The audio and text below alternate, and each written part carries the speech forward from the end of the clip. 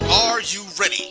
It's time. The inaugural Urban NerdCon is coming to Montgomery, Alabama, July 29th through the 31st. Blurs, nerds, and geeks from across the universe will converge on the capital city to see celebrity guests such as The Last Dragon, Tybach, Megan Tandy, and voice actor Dave Fennoy. Hey, how you doing? I'm voice actor Dave Fennoy with a shout out to all my geeks, freaks, and urban nerds.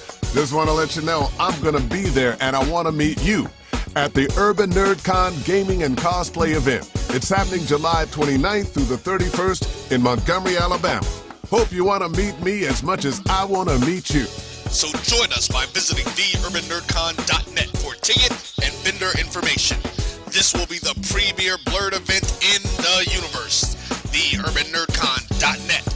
Our heroes, our villains, our stories, everyone's con. See you there. Mobile banking from Truist actually works for you.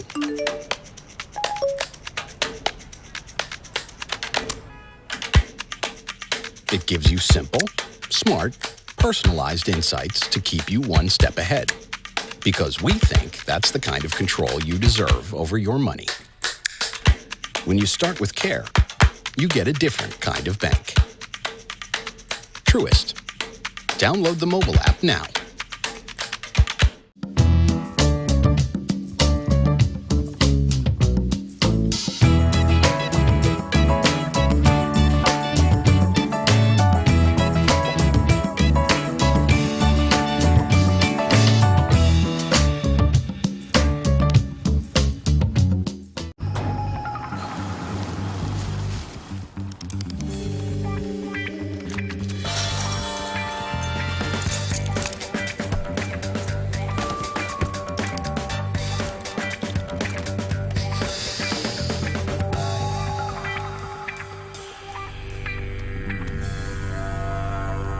For 5-star backyards, Yellowwood brand pressure-treated pine. If it doesn't have this yellow tag, you don't want it. This is the Dean of the College of HBCU Sports, Kenyatta Cavill of Dr. Cavill's Inside the HBCU Sports Lab with Mike Washington and Charles Bishop. Come mix it up in the lab where the course lecture is in session every Tuesday from 6 o'clock p.m. Central Standard Time on Facebook Live, YouTube Spreaker, or the BCSN app, as we discuss all things about the HBCU sports culture, including exploring the week that was in the sporting HBCU diaspora, as well as the upcoming week of HBCU sports. With me, the Dean, the College of HBCU Sports, on Dr. Cavill's Inside the HBCU Sports Lab with Mike Washington and Charles Bishop. Course lecture dismissed. For 200 years, Montgomery, Alabama has been making history by people who had the courage to stand up for change. Today, this riverfront city has been reborn, embracing the past and looking forward to the future. From the National Memorial for Peace and Justice to the stage of the Alabama Shakespeare Festival, this is where history was and is made. We are proud to call Montgomery home, and together, we can be the change. One bite of 100% Angus beef ballpark frank, and you'll say,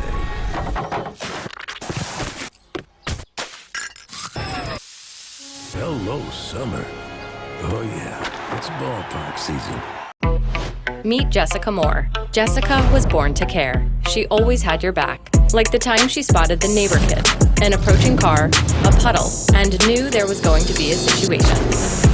That's my best friend. She don't need no lift, drive her own car. Miss Hogan's class? Yeah, it's Atlantis. Nice. I don't think they had camels in Atlantis. Really? Today, she's a teammate at Truist, the bank that starts with care. When you start with care, you get a different kind of bank.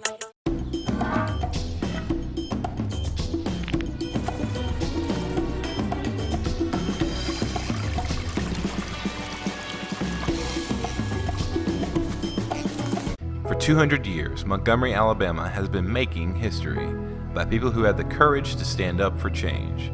Today, this riverfront city has been reborn, embracing the past and looking forward to the future. From the National Memorial for Peace and Justice to the stage of the Alabama Shakespeare Festival, this is where history was and is made. We are proud to call Montgomery home, and together, For 200 years, Montgomery, Alabama has been making history by people who had the courage to stand up for change. Today, this riverfront city has been reborn, embracing the past and looking forward to the future. From the National Memorial for Peace and Justice to the stage of the Alabama Shakespeare Festival, this is where history was and is made. We are proud to call Montgomery home, and together, we can be the change.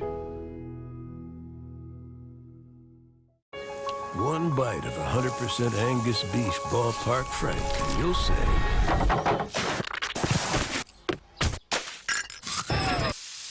hello, summer. Oh yeah, it's ballpark season. Meet Jessica Moore. Jessica was born to care. She always had your back. Like the time she spotted the neighbor kid, an approaching car, a puddle, and knew there was going to be a situation. That's my best friend. She don't need no lift, drive her own car. Miss Hogan's class? Yeah, it's Atlantis. Nice. I don't think they had camels in Atlantis. Really?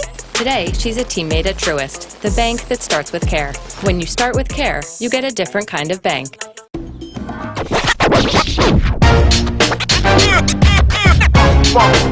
It's like a loop machine. All around town, people trying to get down.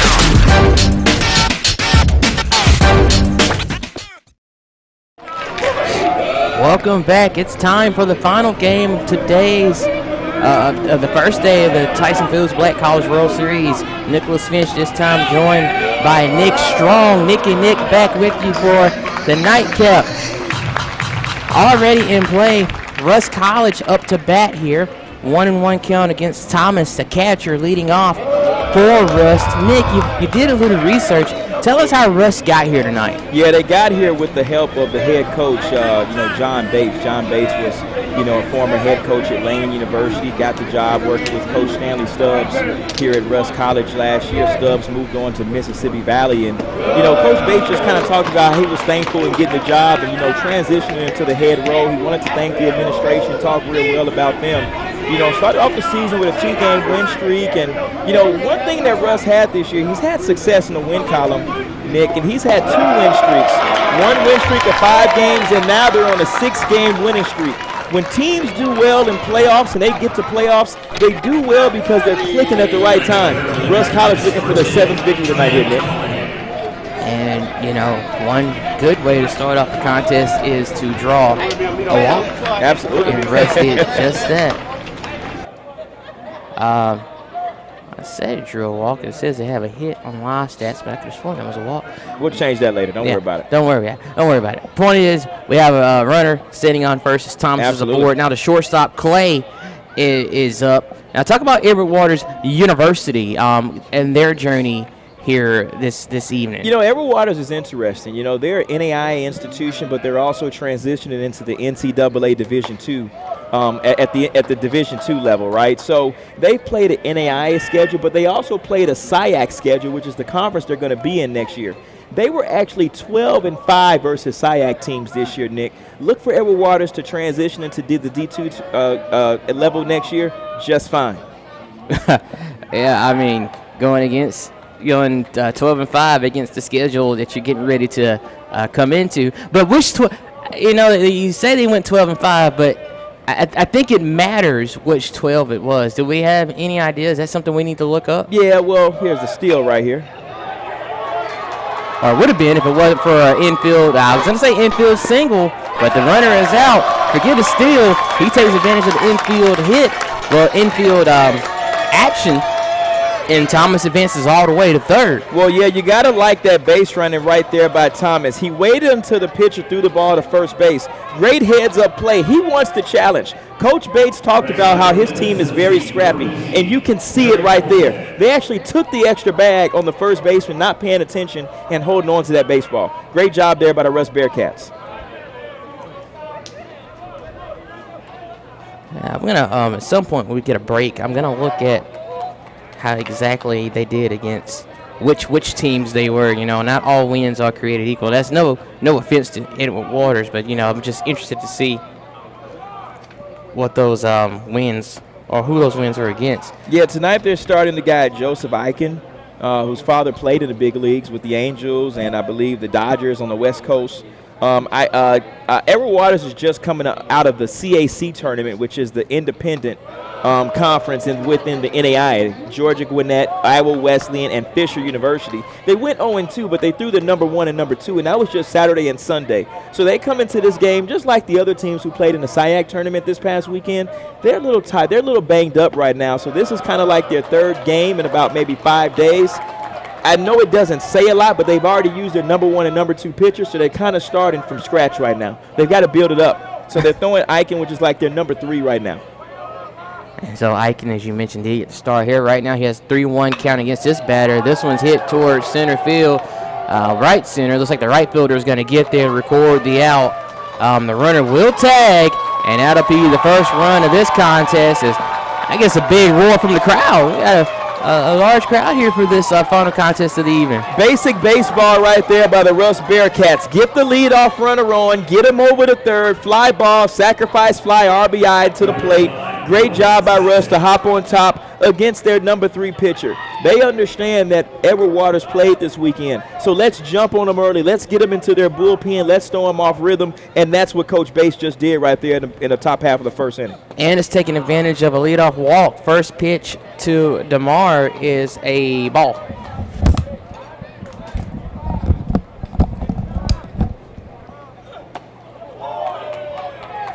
That one gets in for a strike from Eichen. You know, Coach Bates used the word resilient for his team tonight. That was pretty strong. That's a swing and a miss, and that will take care of the side right there. Russ College scratches a run across. We'll head to the bottom of the inning. We'll see if Edward Waters University can respond. You're watching the Tyson Foods Black College World Series on Black Sports Network.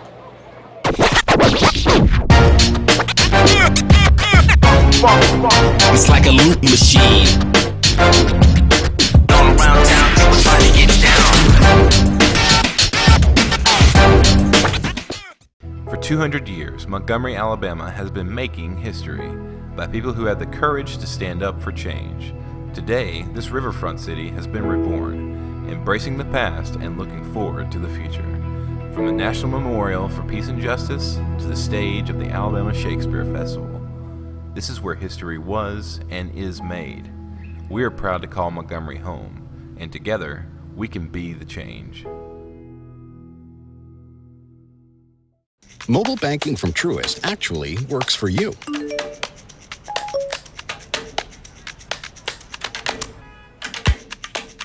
It gives you simple, smart, personalized insights to keep you one step ahead. Because we think that's the kind of control you deserve over your money. When you start with care, you get a different kind of bank. Truist. Download the mobile app now.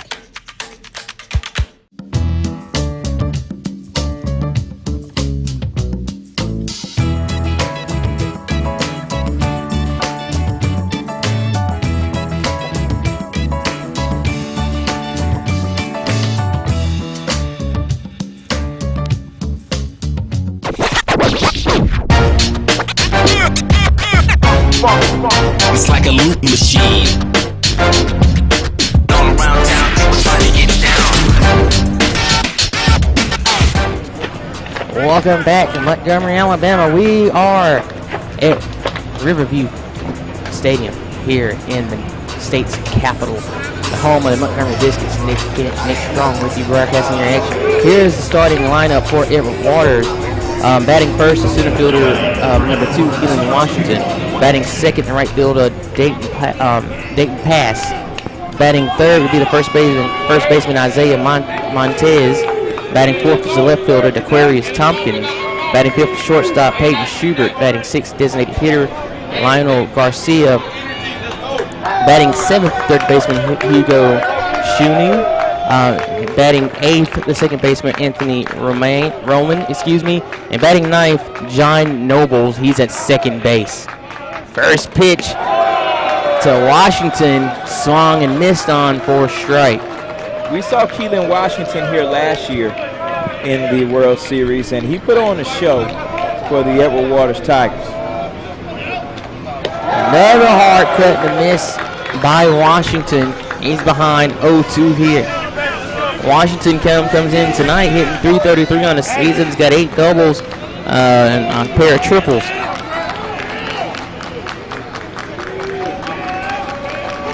See what he can get done here with 2 strikes. They're going to say he did go. Not sure about that call. Looked like he held back to me. But it doesn't matter what I think. The officials say he swung, and that's going to be out number 1. Yeah, Brent Jackson, the freshman from Atlanta, Georgia. Coach Bates kind of talked about him early on. Said he's going to be about 83 to 85 on the radar gun. Not going to light you up, but it's going to beat you with his 4 pitches: fastball, changeup, curve, cutter. You know, he can kind of mix it up a little bit, kind of keep you off balance. Look for Brent Jackson to go deep in the ball game tonight, Nick. Yeah, love to see it. Dayton pass up now, right fielder. It's kind of funny. They have number 2 batting first, and then they have number 1 batting second. Sophomore from Hinesville, Florida, hits one back up the middle. Good stop by the shortstop. The stretch, and the out is called. Incredible effort all the way around. Incredible effort by that defense, but incredible effort by pass to make that a hard play at first. Yeah, good job right there by Jackson to get a glove on it to slow it down just a tad bit. The shortstop came through, made the play. Looks like play over there at short. Shades of Fernando Tatis making a throw. 6-3 if you're scoring at home. I like it. Fernando Tatis. I love it. What about, can we get some Rafael for call love? Some old school Braves. Look, this is not what that is. This is 2022. Rafael Furcal was 1998. Oh, come on now. Come on now. We got to move on. We got to move on from early that. 2000s. We got to move on from that. Rafael Furcal had one of the strongest arms in MLB history from shortstop. All right, what if I go a little bit earlier 2000s and let's go Nomar Garcia Power? How about that? I didn't really like Nomar. You didn't? I wasn't an Omar fan. I didn't mind him moving to third, but I really wasn't a Nomar fan. I mean, he played for the Red Sox of all teams. I was a White Sox fan. I mean, but for the most part, I just, you know, I wasn't a real big Nomar fan. What about Tim Anderson? You mean the greatest shortstop in the game right now? You better speak it. 2 outs. Alabama boy, Mississippi boy, by the way, huh? No, I was going to say Tuscaloosa, Alabama. Tuscaloosa, Alabama. That's yes, right. sir. I had to trade for him in fantasy just so I could say that, you know, he's on my team. Played basketball in junior college too, by the way. Bad boy, man. Oh yeah. You got to look up his story. Really good story. Really good story. Tompkins at the plate here. Montez was hit by a pitch, so 2 outs. Runner on for Edward Waters University as that pitch gets in for a strike. I see EWC on the scoreboard. Somebody needs to update their repertoire. Those days are gone. It's EWU.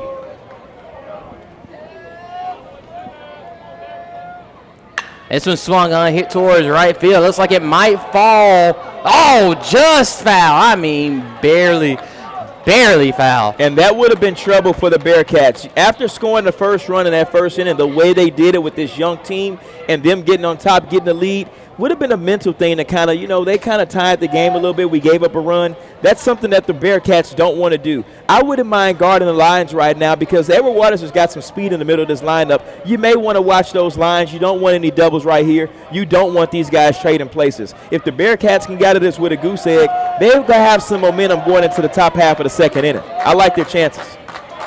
Let's see what we do here. The 1-2 count on Tompkins. Jackson trying to get out of the inning virtually unscathed. That one misses high for a ball. Moves count to 2-2. We talked about early on wasting pitches, and sometimes as a pitcher, you have to know when to waste one and when to come right back at him. That was a waste pitch right there. Now we get my favorite. Deuces a wild. 2 balls, 2 strikes, and 2 outs. Go at him, Jackson. Pitch. And he just missed. Barely missed. For ball 3. This is where the defense has to play precise right here. The runner at first is going to be taken off on the pitch. Make sure the defense, make sure you gather and you get one right here. Don't try to make the extra play at second base. Pitch on the way, swung on, fouled off. We'll do the 3-2 pitch one more time. Now, I've never seen a white coaching helmet. That's pretty cool as you see the Edward Waters coaches on first and third with white coaches' helmets. That is pretty dope. It makes it easy to not get hit. Hard hats going to work out here. It's required, as we saw in the Edward Waters game. Excuse me, the Florida Memorial game. Full count, 3 balls, 2 strikes, and we're going to reset. What was the reason for the timeout here? I didn't see.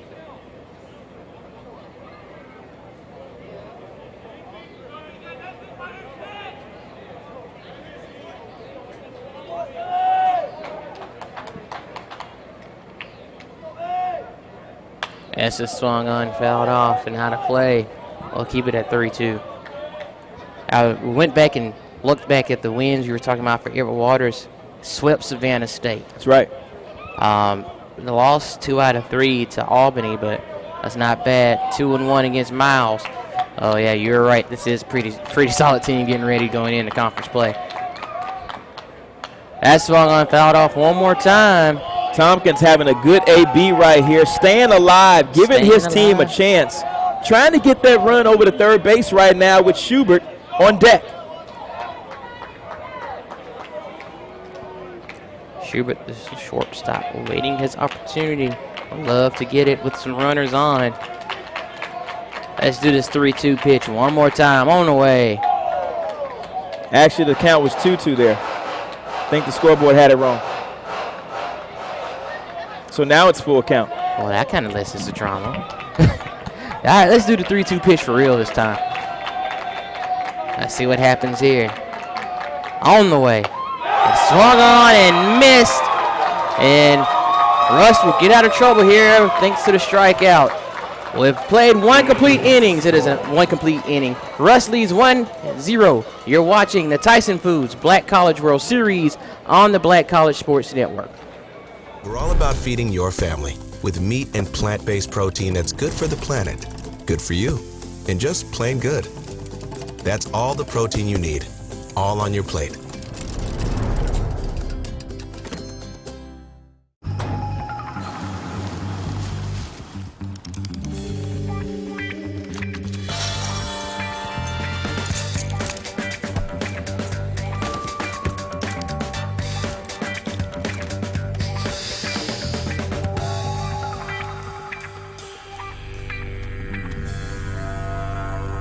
For 5-star backyards, Yellowwood brand pressure-treated pine. If it doesn't have this yellow tag, you don't want it. Meet Jessica Moore. Jessica was born to care. She always had your back. Like the time she spotted the neighbor kid, an approaching car, a puddle, and knew there was going to be a situation.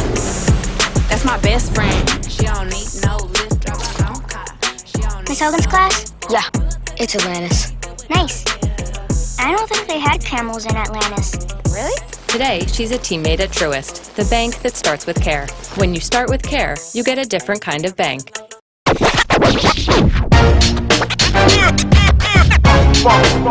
like a loop machine. All around town, people trying to get down. At Tyson, we know. Welcome back to Riverwalk Stadium. Nick and Nick at night. Here broadcasting interaction. Rush with a 1-0 lead over Edward Waters. We're in the top of the second inning. Let's see, a 2 on the back of the jersey. I got to get the exact name here. Looks like it's Bonner. No, Callaway should be up for Russ. Or is it Bonner? D'Anthony Bonner. It is Bonner. Okay, that's what I thought. I should have never second-guessed myself. Never second-guess yourself. Bonner watches a strike come in, 1 ball, 1 strike. So Bonner, the designated hitter, Strickland, and Hubbard all to go up here for Rust. And that's a hard cut and miss by Bonner for strike 2. Rust Bearcats. Holly Springs, Mississippi. Not too far from Memphis, just south. A lot of lineage. Russ actually started out some years ago as a NCAA Division III school. Moved through the ranks through independent, and head coach Stanley Stubbs got a chance to get the job there at Russ, and they became an NAIA institution. Did a lot of work with that program, turned it around, got to the World Series last year. And now, so this team has some playoff experience, just like Edward Waters, by the way. You know, has some playoff experience. And that matters.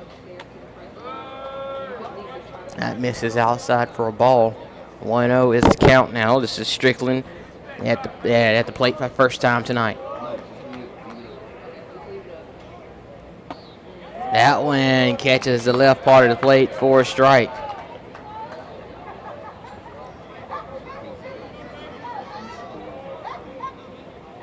Aaron Strickland, a .267 hitter coming into this one. Takes a cut and misses for strike number 2. Yeah, Strickland more so known for his glove. However, still batting in the 6-hole.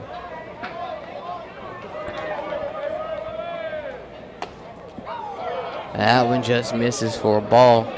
2-2. Seems like we have a more lively crowd here for this final game of the evening. Yeah, you know, the final game is always going to bring out a little bit more crowd. You know, people want to attend. The World Series was, you know, being advertised and reported on by all the news stations here in the city of Montgomery. And, you know, everybody just kind of want to come out and get a taste. You know, why not? Watch some baseball here in the month of May. Strickland strikes out there. Second baseman, and I'll bring up the right fielder, Hubbard, here for Russ. Mark Hubbard Jr., .281 hitter, coming into this one. And if just in case you didn't know his name, his team was going to make sure that you knew his name was Mark. That pitch misses outside for a ball. Mark fouls that one off his foot. And you can hear the dugout chanting, Mark, Mark. The scoreboard says 1-1, but I'm positive it's 0-2. Swung and missed, fouled off. Scoreboard operator. Wake up, son. That one is inside for a ball. Scoreboard operator is fully intent on making this a 2-1 count. There's a 1-2 count. Could be a big momentum getter here for the Edward Waters Tigers if Eichen can strike out the side. And one thing Eichen is doing is keeping that ball away from these hitters. And if you notice, some of these hitters are back in the box, and they're kind of stepping away when they take a swing. That outside pitch isn't going to help that. Like that right there. And that's a swing and a miss for out number 3. So nothing for Rust in the top of the second. We'll head to the bottom of the inning. Edward Waters trying to even it up. You're watching the Tyson Foods Black College World Series on the Black College Sports Network. Taste is local. Some like their beef pit smoked, their chicken spiced all the way up, or their pork sweet and saucy. Local flavors, global impact. That's what feeding the world is all about. We're opening the door to better financial services, better experiences, better partnerships, better technology, better communities, and a better future.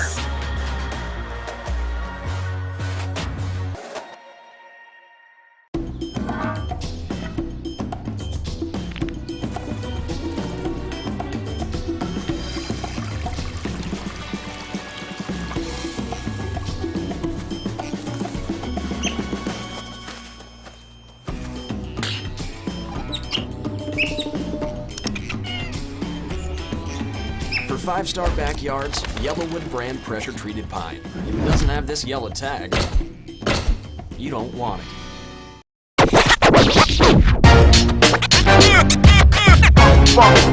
It's like a loot machine. All around town, people trying to get down.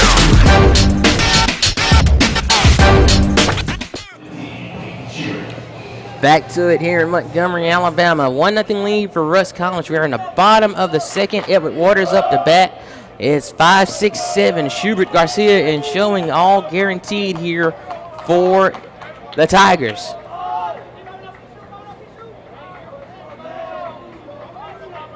Peyton Schubert was also here last year for Edward Waters and Coach Johnson. Coach Johnson, and congratulations, just notching his 200th victory this past week as well.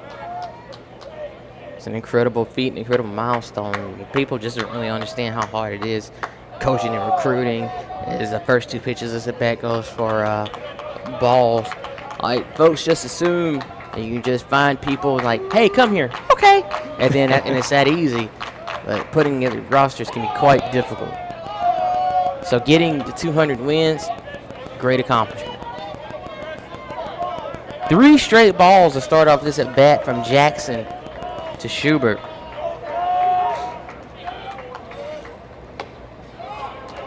The automatic 3-0 strike. No matter where it's at, it's going to be a strike. Never seen a train stop right there. So we'll have a swing and a miss for strike number 2. I think last year we kept count of how many trains came by. Yeah, AD was telling me that earlier. He was like, yeah, we're keeping count of trains, taking bets, over-unders. Is this one? That could be trouble. Yeah, nobody can find it. Nobody can find it. Oh, center fielder sees it at the last moment. As Callaway makes the play out in center field for out number 1. Yeah, great job. I mean, the white ball can definitely get lost in that black sky as white the ball is, but great job by Callaway just kind of staying with the area of the ball, and when it comes back down close to you, you just kind of got your glove all the way up, and you just kind of find it when you see it. Good job there by Callaway. F80 for scoring at home. That'll bring up Leonel Garcia. I think the old school newspaper photographer in me is wondering what pictures would be like out there tonight, because this lighting is amazing. This first pitch of this at bat goes for a strike. I wonder if anybody's out there taking pictures, because they have to turn out good, even if it is a night game. Plenty of pitches out there being taken. I saw at least 3 photographers on the field. That pitch called a ball, so a ball and a strike. So count here, 1 away. This one swung on, hit on the ground. Second baseman will scoop it up, throw over to first. Almost not. I did take him off the bag.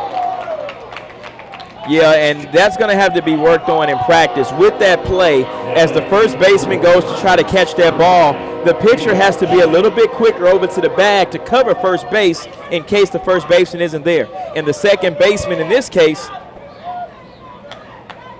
check that Strickland, he's going to have to know that Jackson is going to be at the bag covering, and he's going to have to throw that ball. He kind of brought the first baseman, Robinson, off the bag just a tad bit, and that's why Garcia was safe. Not sure how they're going to score, but they're going to score at a hit, actually. Yeah, I don't know about that one. It's like E4 to me. But, I ain't the scorer, so.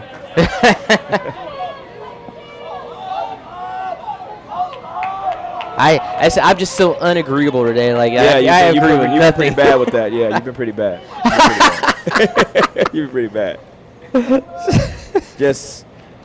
Just we going to umpire school next week. That's it. Simple. No, this time I disagree. Yeah, we're gonna sign up. Now this time I disagree with the score. We're gonna sign. We're gonna go to score school, umpire school. Hey, I do. We're gonna get 6 credits, 3 credits in umpire, and then 3 credits in scoring. I score for a profession, so I have a right to disagree on that one. I can't disagree. I have no rights to disagree with umpires at all. So showing up here, what are you about to say?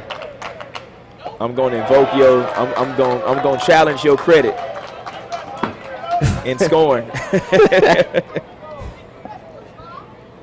See, that's what coaches do. Coaches never want to score with the inside D. Like, that's an error. He touched it, didn't it? But he had to dive 80 feet.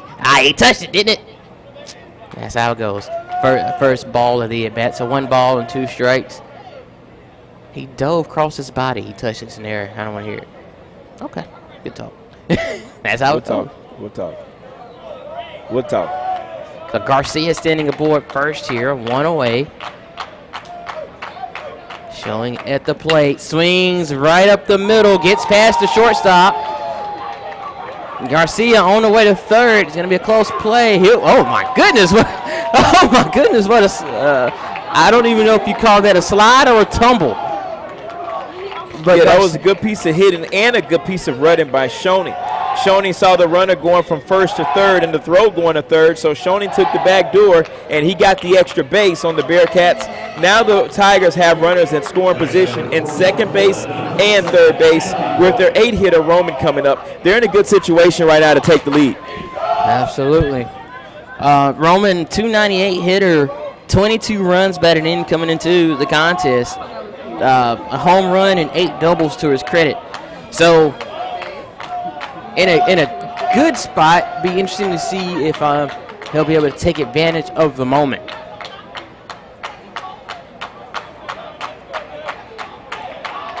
Roman, a sophomore from Orange Park, Florida. Swings at the first pitch, pops it up. Will it get out of play? Here's the problem. Nobody covering home. There's the issue. Yeah, there's nobody covering home, and that batter really wanted his teammate to score from third. Yeah, so with that, the pitcher, the third baseman, and the catcher, they all did right. Everybody went to go attack the ball. However, there was nobody covering home. Great job by the first baseman there. That was Robinson coming all the way down the line just to cover home plate. I don't mind that heads-up play by the first baseman there, just in case the runner at third tried to get home. That would be Garcia. So 2 outs now as Nobles comes up, and he swings at the first pitch and skies it to right field, and the play is made on the dive. Great effort out there by Hubbard to end the scoring threat. So the Tigers will get 2 on and leave them there. We'll head to the third inning of play. Still a 1-0 lead for Rust. You're watching the Tyson Foods Black College World Series on the Black College Sports Network.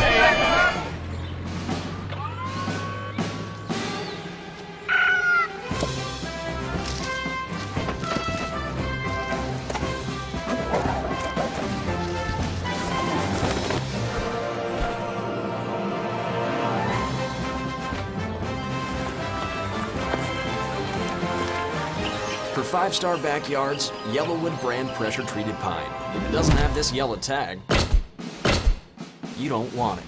This is Brian Fulford. AD Drew and I are co-hosts of the BCSN Sports Wrap. We talk about all things related to HBCU athletics. From the games, teams, coaches, and fan interest stories, we cover it all. You can find our shows on Facebook at BCSN Sports Wrap, YouTube at MyJBN Online, and everywhere you listen to podcasts like Anchor, Spotify, Google, and Apple Podcasts. You can also find the show on the Jericho Broadcast Network's app.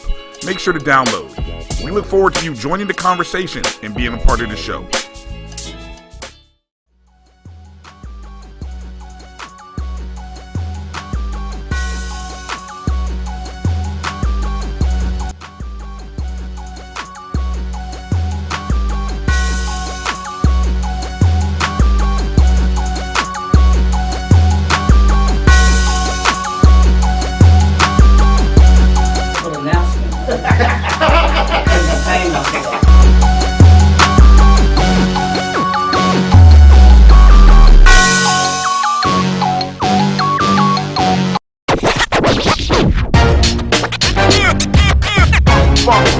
It's like a loop machine.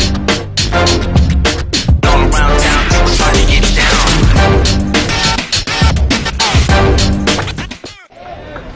Back to it here in Montgomery. First pitch is fouled off and out of play. People need to watch out. Not a big net protecting. Burton up here for Rust. 1-0 lead for the Bearcats. That pitch gets in for a strike, so Burton quickly behind 0-2. So 8-9-1 due up. Burton, Callaway, and Thomas all guaranteed here for Rust. That one swung on and fouled off. That one stayed on the ground. Sometimes those fouls on the ground are almost more dangerous than the ones that go into the stands.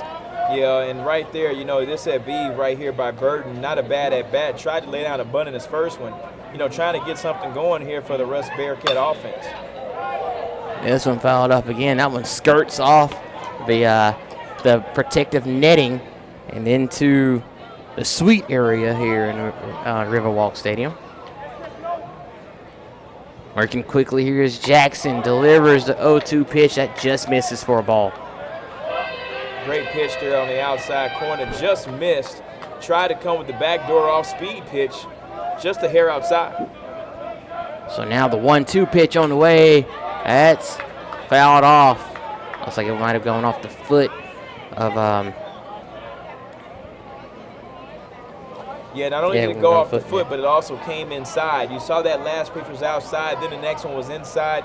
Eichen doing a great job of working outside in. Eichen delivers the 1-2 pitch, and that makes it misses for a ball. 2-2 now. I realized I said the wrong name earlier, so Eichen ahead 2-2 here. Nobody out. First batter up. Burton swings and fouls another one off. You were in danger with that one. I got two hands. I got Kevin Mitchell hands. I'm in danger. I got Kevin Mitchell hands. Non-traditional baseball. 2-2 pitch. One more time. It's on the way.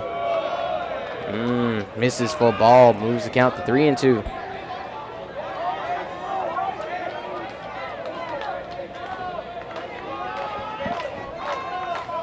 Three balls, 2 strikes. Pitch on the way. That's in for strike 3. Delayed call. Burton wasn't happy. He wasn't going to be happy one way or the other. And he's gone down on strikes. That's now 6 straight strikeouts. Excuse me, 5 straight strikeouts there for Eichen. He's in the zone right now. Well, Eichen facing Callaway here. First pitch of this at bat. Called a ball. Callaway, the 9-hitter, up for the first time in this one. That just catches the left side part of the plate for strike 1. Callaway, a center fielder. Swings and misses for strike 2.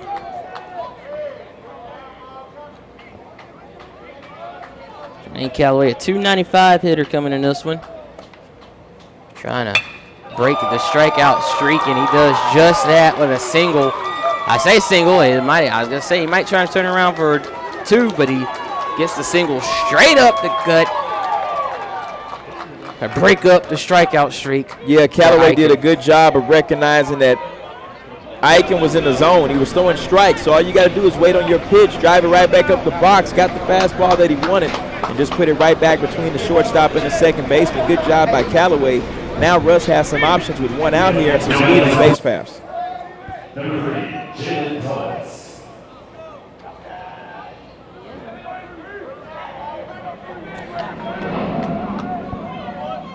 Jalen Thomas up here for Russ. The first pitch swinging goes for a strike, foul ball.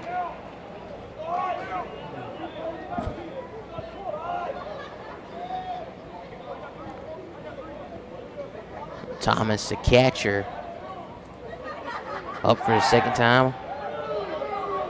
Was walked the first time around. So throw over to first, keeps the runner, trying to keep the runner close there. So still 0-1 count here as Eichen gets ready to deliver that pitch. It's on the way, and he misses for a ball. Eichen wants to keep it low here, try to roll the double play, maybe throw something away here, try to force a ground ball, see if he throws something off speed, try to turn that over. Oof, that one way inside. It count as a ball as well. It was count 2-1.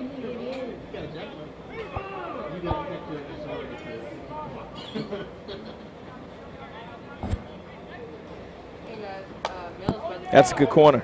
That's a good spot. He gets rewarded with the strike call.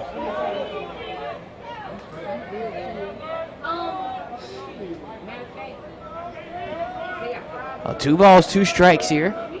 Deuces wild. This is swung on. Oh, hit down the line. That's going to be an unconventional. Oh, I was going to say unconventional double play as the play is made at first. And the ball is bouncing everywhere. Is he going to go home? There's no one covering home. And Russ is going to score. Unbelievable.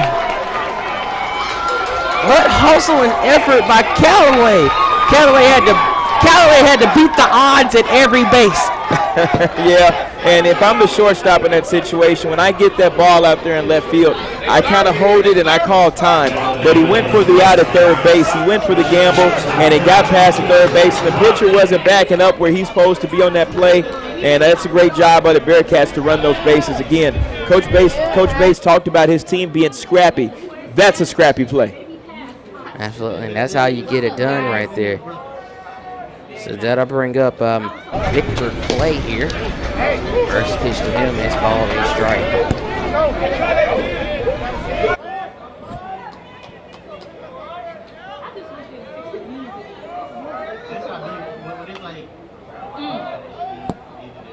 Allen fouled off his ankle.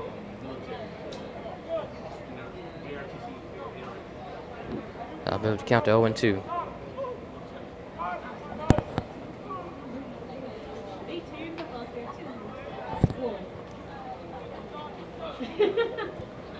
Well, 0-2 count here. Nobody on after the electric scoring play by Callaway. 2-0 lead here for Russ.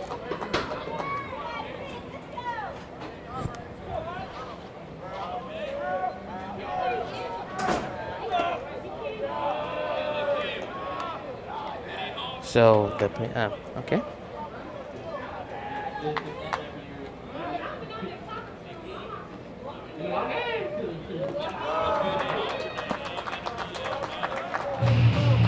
Tyson misses the zone there. Moves the count to 2-2. Deuces are wild.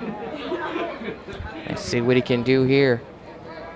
Some tough luck for Tyson so far. 2-2 pitch on the way. This one swung on a hit on the ground, scooped up by his teammate at first base for out number 3. So, unfortunate errors gives Russ a 2-0 lead as we head to the bottom of the third.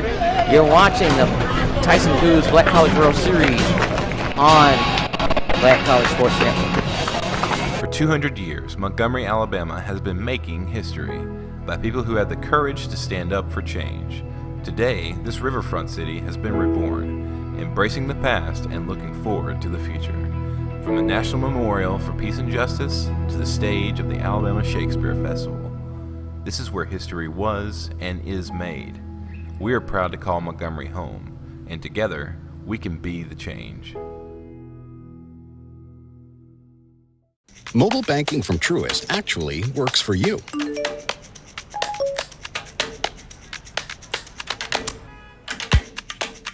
It gives you simple, smart, personalized insights to keep you one step ahead. Because we think that's the kind of control you deserve over your money. When you start with care, you get a different kind of bank.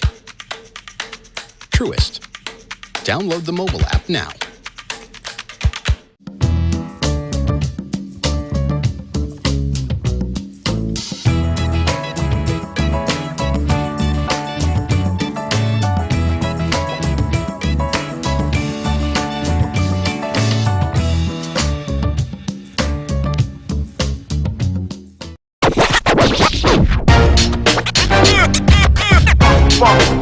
It's like a loop machine.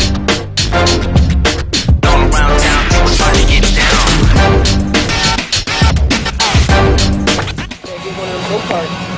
Welcome back to Montgomery, Alabama. Nick and Nick on the night call here.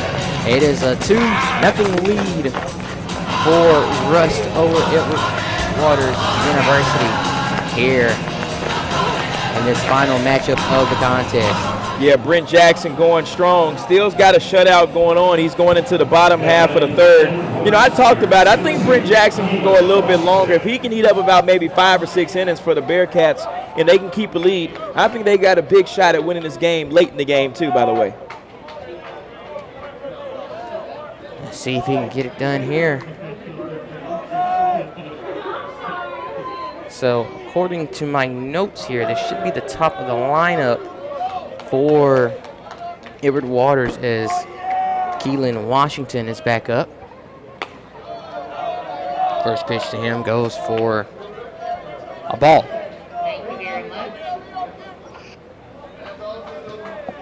So a ball, no strikes here. Washington pass and Montez all guaranteed for the Tigers.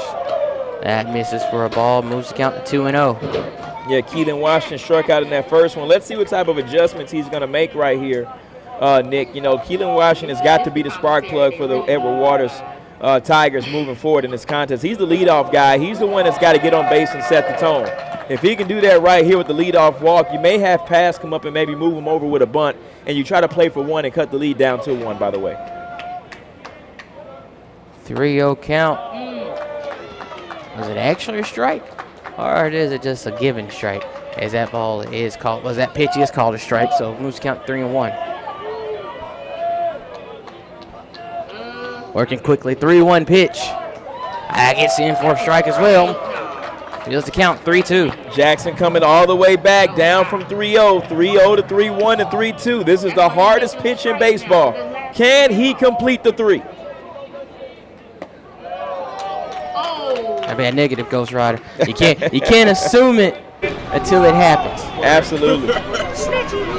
So that will be a leadoff walk. Let's see if Edward Waters can make Russ pay for a leadoff walk. Last time we had a leadoff walk in this game, it resulted in a run scored for Russ. So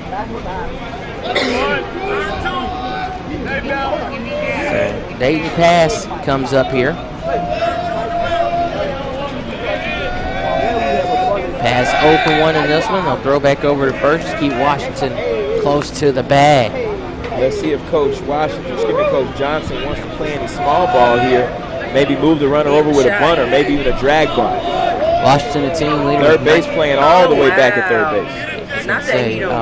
You're talking about keeping the runner at bay. Washington, the club leader with 19 stolen bases this season. That pitch is still, like, have some respect. You see people shooting cameras, like, come on now. 0-1 count now.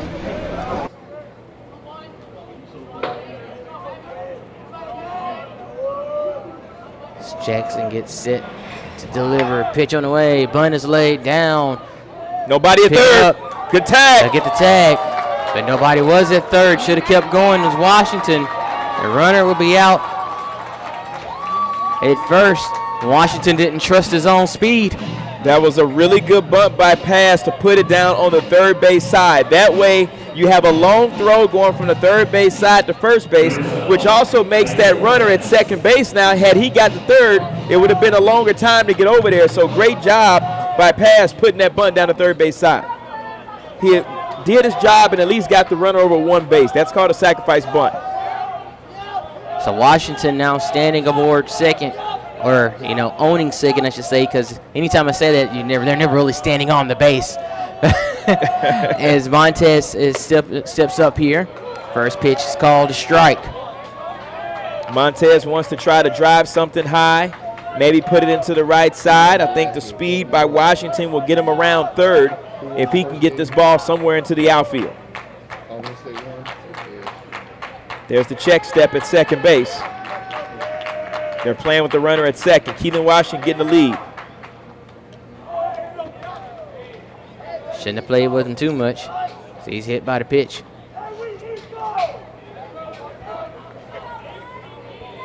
Isaiah Montez, first baseman, will take his spot at first base. As Aquarius Tompkins gets ready to step up to bat for Edward Waters here. I don't want to start anything, but maybe having a hit by pitch right there for Russ wasn't a bad thing. You don't want to get the Tigers too much momentum. Double play is actually in order right here, Nick. The first baseman is in, maybe expecting another bunt. Mm-hmm. Yep, that's right. I agree. Tompkins 0 for 1 in this one with a strikeout. Where are you at, CJ? Which camera are you on?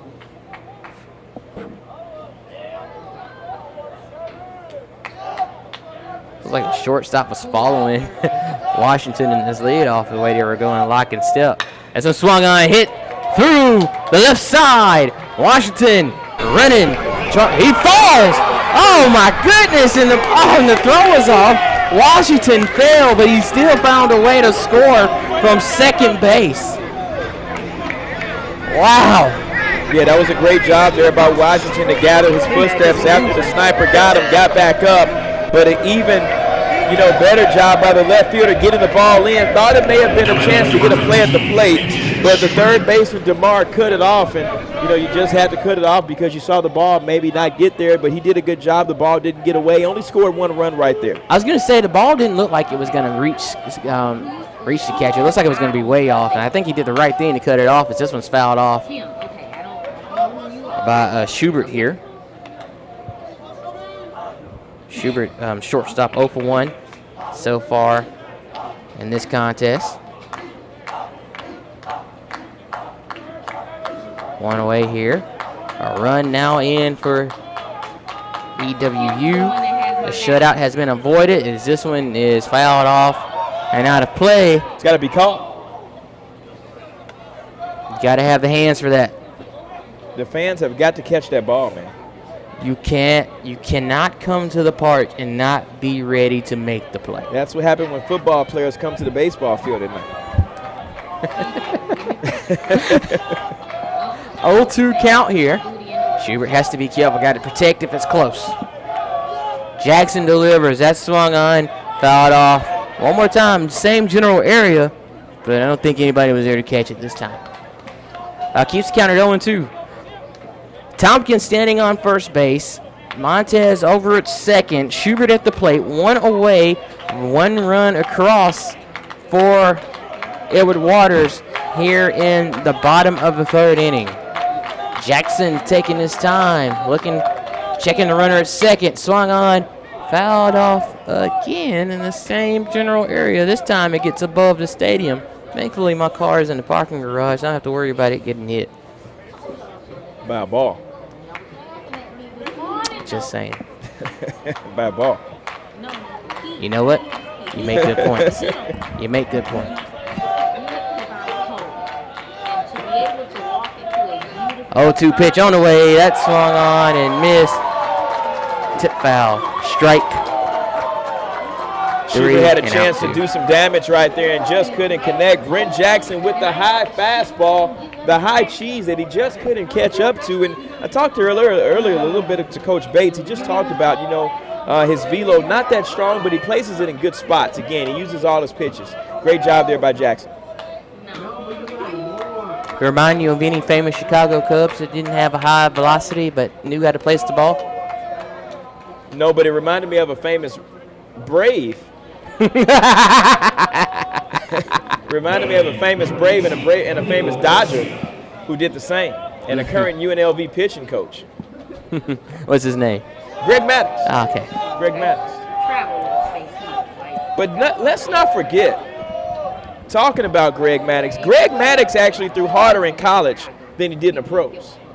People forget about that. Greg Maddux was a hard thrower. He actually scaled back some to add some cut on some movement on his pitches. Look up the story. He's got a really good story.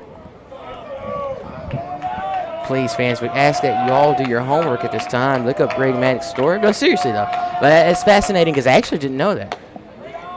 As that pitch misses outside. Now he wasn't a Aroldis Chapman now. That's not what I'm saying. He wasn't a Aroldis Chapman. He was throwing 103. He was throwing pure gas and decided to scale it back to 95 so he can preserve his arm and his career and put some movement on it. That one misses inside for a ball. So 3 straight balls in this at bat to Garcia. Garcia already 1 for 1 in this one. And gets another hit. Could possibly tie the contest up. 2 outs here and 2 runners on.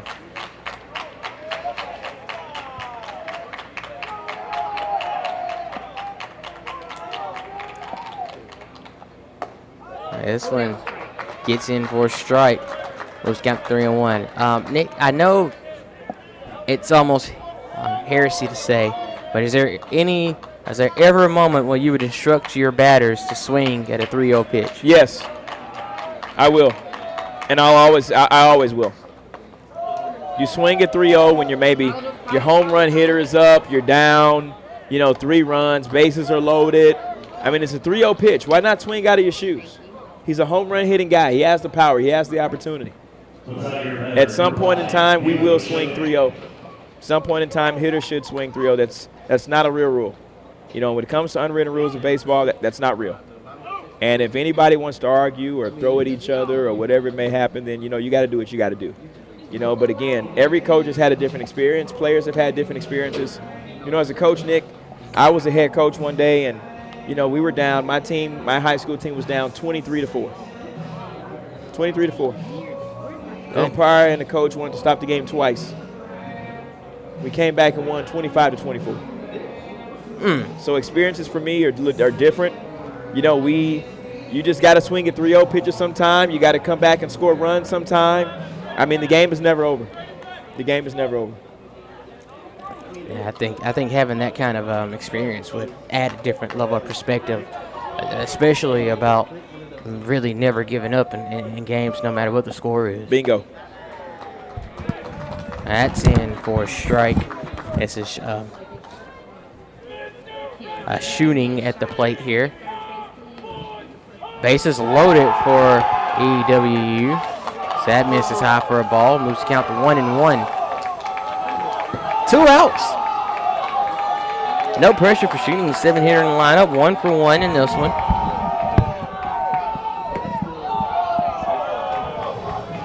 That misses. 2-1.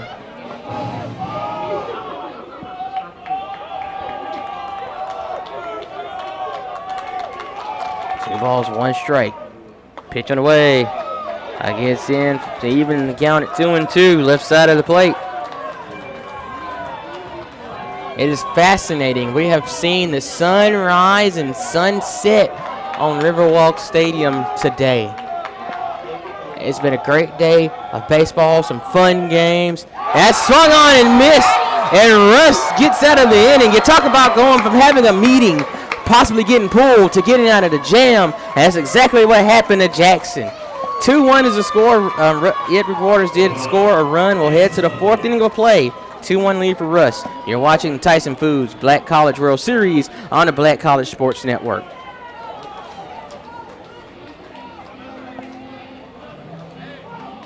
We're all about feeding your family with meat and plant-based protein that's good for the planet, good for you, and just plain good. That's all the protein you need, all on your plate.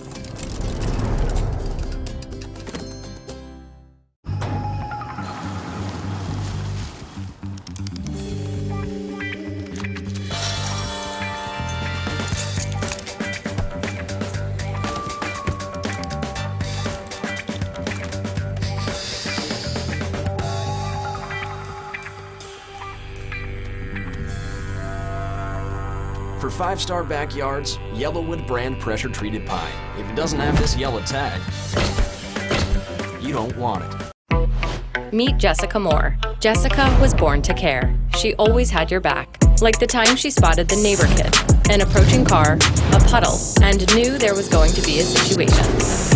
That's my best friend. She don't need no lift, drive her own car. Miss Hogan's class? Yeah, it's Atlantis. Nice. I don't think they had camels in Atlantis. Really? Today, she's a teammate at Truist, the bank that starts with care. When you start with care, you get a different kind of bank.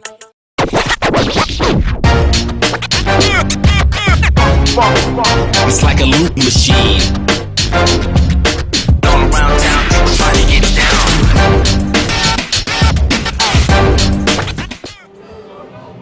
Back to it here in the 4th inning of play. Here in Montgomery, Alabama, Riverwalk Stadium. Nick and Nick with you, broadcasting the final game of today's opening day of Tyson Foods Black College World Series. And this pitch was fouled off. This is Khalil Robinson up to bat here, first baseman. He'll be followed by Jalik DeMar and D'Anthony Bonner in the first. I was going to say first pitch, second pitch swung on, and it'll be a fly out to, I should say a line out, more of a line. I don't know, would you call that a fly or a line? It's definitely a fly. Fly. Fly is made by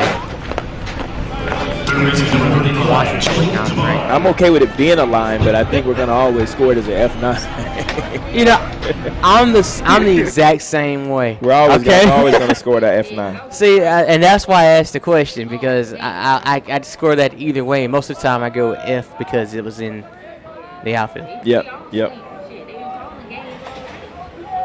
So 1-1 count quickly here for Jalik DeMar, the third baseman. One away. Eishen not working slowly here as he throws another pitch in for a strike. And the throwback, he kind of loses it. Has to go retrieve the ball and get back set on the mound here. Yeah, we talked about that earlier. Pitchers like to get the ball back and kind of stay in their groove. Eishen having to leave the mound here to scoop one up over to first. Is in time for the out. Nice ballerina move there on first base. And nice PFP there by Eishen. That's his second play made today.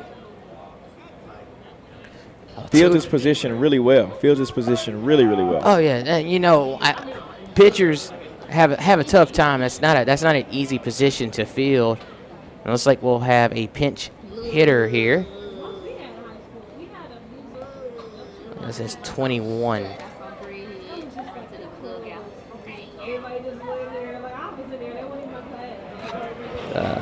It's going to be Stone Teague. Yes. Stepping in and, you know, maybe trying to provide some instant offense here for the Bearcats. Stone Teague, 2-2-2 hitter.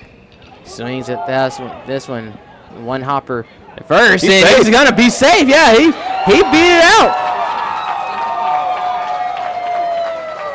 It was a slow one hop to the first baseman, and Stone Teague does what he has to do to record the out. Stone Teague showing that 6'8" speed that he possesses and keep it in and alive here for the Russ Bearcats.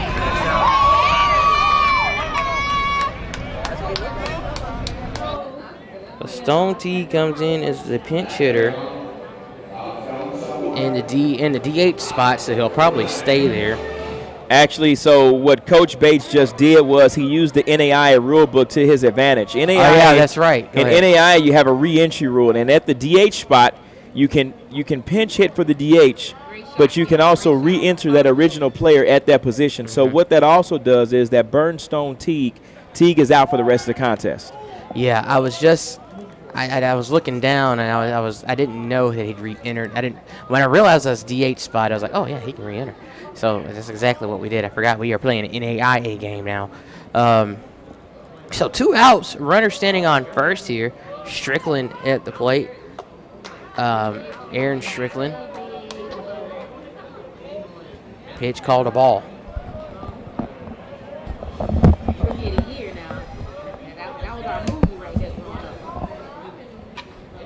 Yeah, and Bonner can provide some speed on the base paths for the Bearcats. And they're going to try to hold him on a little bit. They're going to play around with him as Eishen. And just kind of keeping him off balance, throwing off his timing a little bit. You know, keeping him honest over there, as we say in baseball, keeping him honest.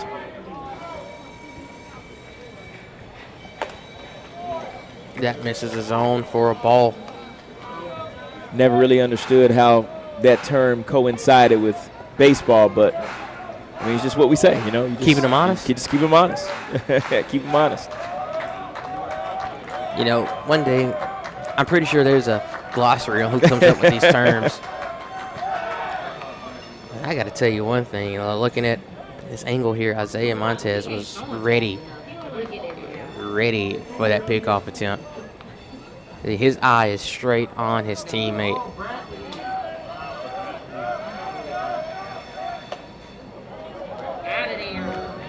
Strickland struck out in this last AB. He was the 3rd straight strikeout in that 5 straight strikeout series.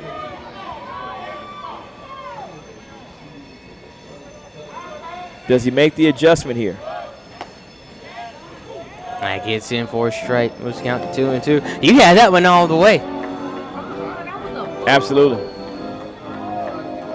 Deuce is wild. 2 balls, 2 outs. Let's try that again. 2 balls, 2 strikes, 2 outs. Well, you could have kept going. I mean, it was everything. I know. Oh, wow. That's going to be trouble. They're going to get him, perhaps. But there's no errors. What a hop. And he gets tagged by the first baseman, does Bonner. Bonner gets picked off. Strickland will have another bat on the other side. But right now, we'll head to the bottom of the 4th inning. Still a 2-1 lead for Rust. This is the Tyson Foods Black College World Series on the Black College Sports Network.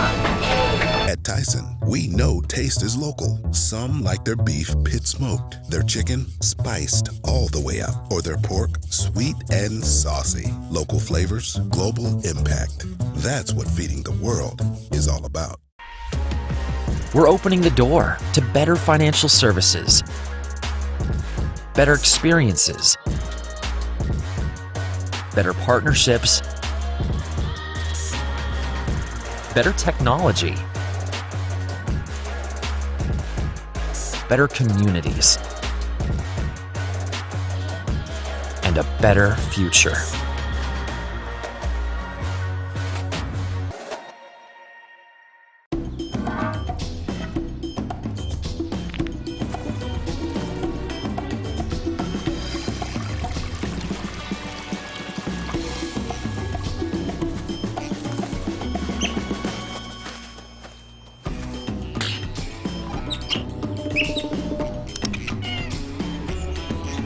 For 5-star backyards, Yellowwood brand pressure-treated pine. If it doesn't have this yellow tag, you don't want it.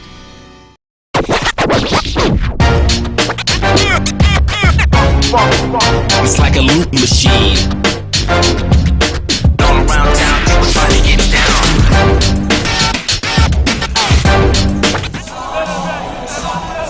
Back to it here. Bottom of the 4th inning. Russ College with a 2-1 lead over here with Waters. And Waters up the bat here. First pitch. It's bad. Caught a ball.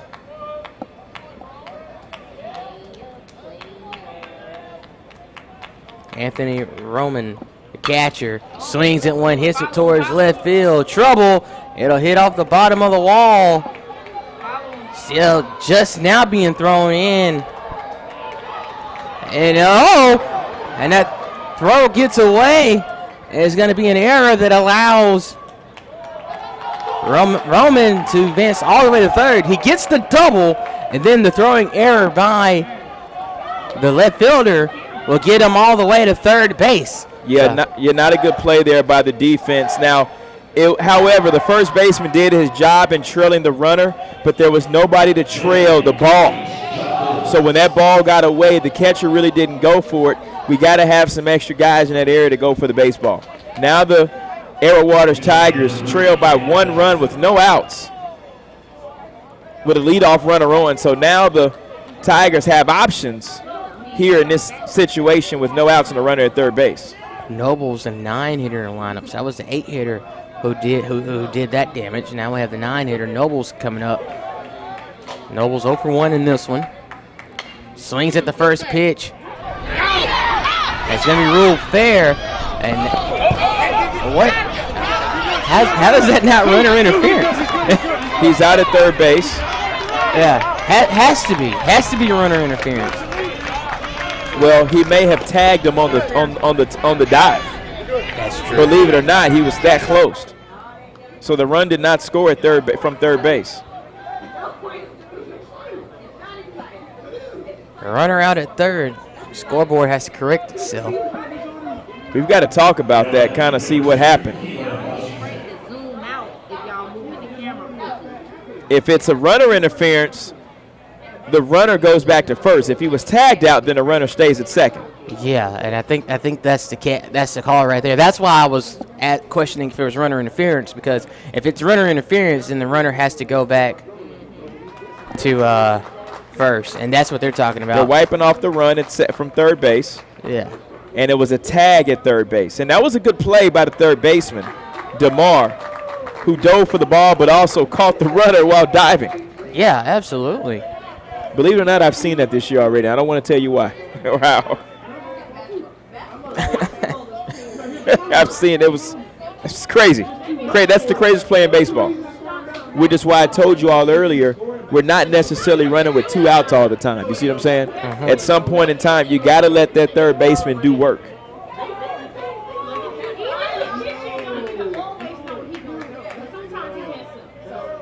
Are they ever going to take the run off the board? Bunt attempt goes wide. Count as a strike.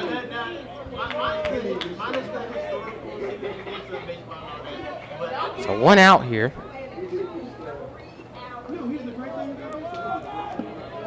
They're going to get it together. Yeah.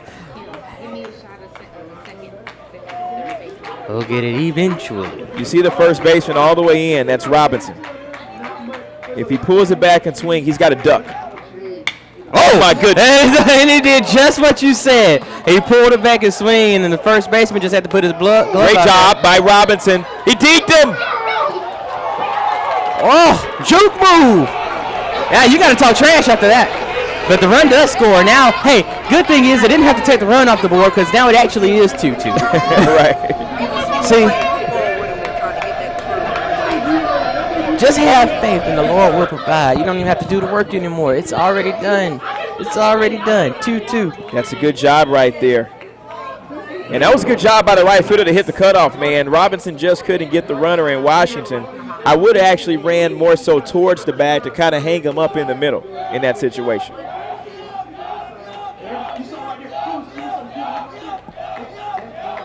So that brings up Mountain pass here at center fielder. I wouldn't mind him going back to the sack bunt right here with 1 out. Pass 0 for 1 so far in this one. And this one's popped up.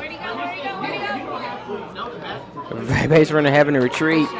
He went with the hit and run there.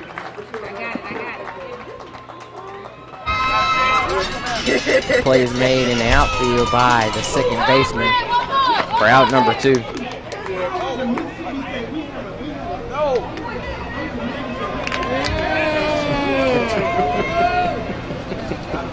So 2 down here in the bottom of the 4th inning. A run has come across for Water, so we are tied here 2-2 as we hit 10:02 p.m. here in Montgomery as this pitch is high for a ball. It's Montez officially 0 for 2 in this one. He's been hit by a pitch twice. No pressure. Although he's going to have some bruises if he gets hit again. Throw back over first, and that almost did get him.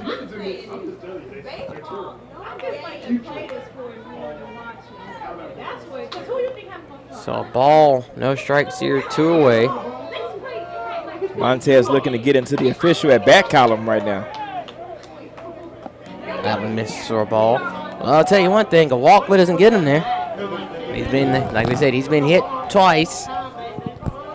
It's like he didn't even play. Everybody else has the numbers around him. So he fouls that one off. Absolutely.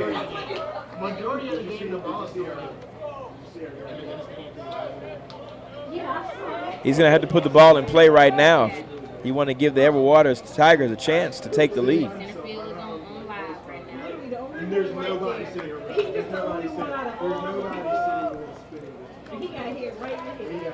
Montez gets reset here. Teammate standing on first. Let's see what he can do here. Jackson gets set to deliver. 2-1 pitch. And there's the delay steal. Oh, my goodness. So on that play, usually when you run that delay steal, you usually run it when the pitcher's throwing balls. It kind of, when the defense is kind of, lazy out there, and, you kind of take off after the pitch is thrown, but actually when the catcher throws the ball back to the pitcher. Great job on the delay steal there by Kalen Washington. That's trusting your speed right there. So Washington aboard second here with 2 outs, and I almost caught sleeping. but he's able to get back in time. But actually, that's a good time to do a pickoff the first pitch after you stole the bag as well.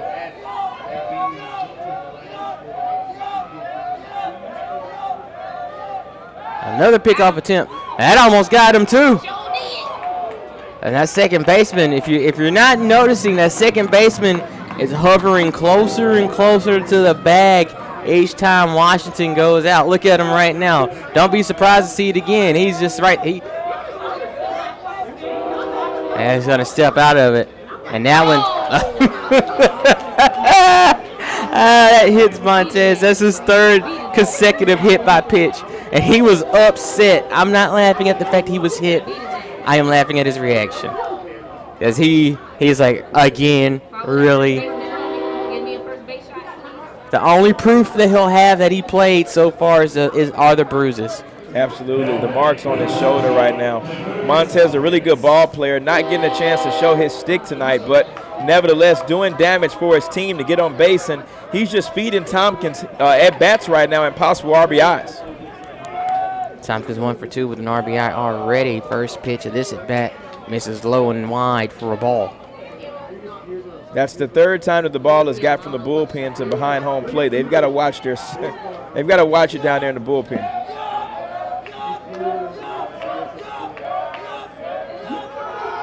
This one swung on, fouled off with Tompkins in the box. He takes a trot to try to run off the pane. I've seen so many batters hit their legs and their ankles with pitches this year. I mean, this has got to be a world record. I've never seen this when I was in high school, when I was in college. I don't know what these hitters are doing to make the ball hit their ankles and their hips and their legs and their noses and whatever else that they're hitting with the bat, but I mean, this has got to be a world record with balls hit off your ankle this year. You might be on something. I've seen it a lot myself. That misses low for a ball. Let's count to 2-1. 2 balls, a strike, 2 outs, 2 runners on. The Tigers are trying to take the lead here in the bottom of the 4th. Tompkins waiting on the pitch.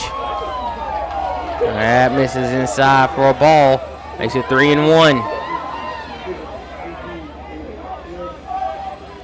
It's got to be an exciting adventure trying to figure out what's going to come. What's going to be the call out of this umpire.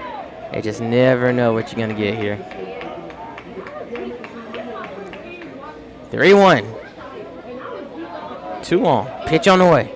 Swung on. It's going to stay in play, but in foul territory. And the play is made by the first baseman as Robinson records the out. So Edward Waters scores a run, but they'll leave 2 stranded. We'll head to the 5th inning of play. 2-2 ball game. You're watching the Tyson Foods Black College World Series on the Black College Sports Network. I had to protect him, not to.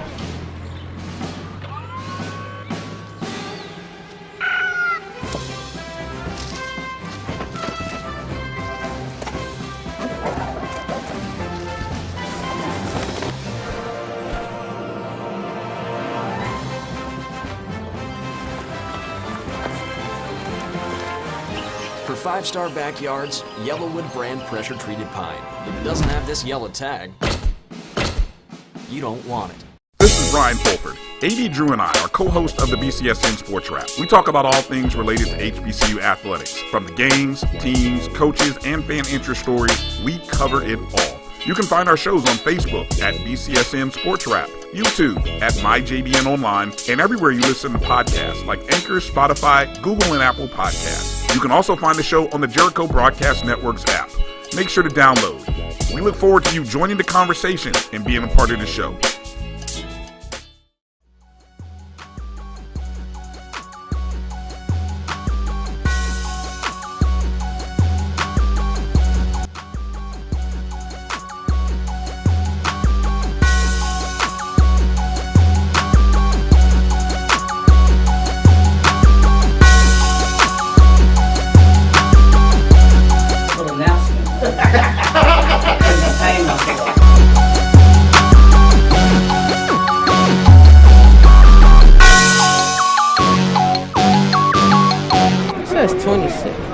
back at it here in the 5th inning. Number 27, Olympic Marion.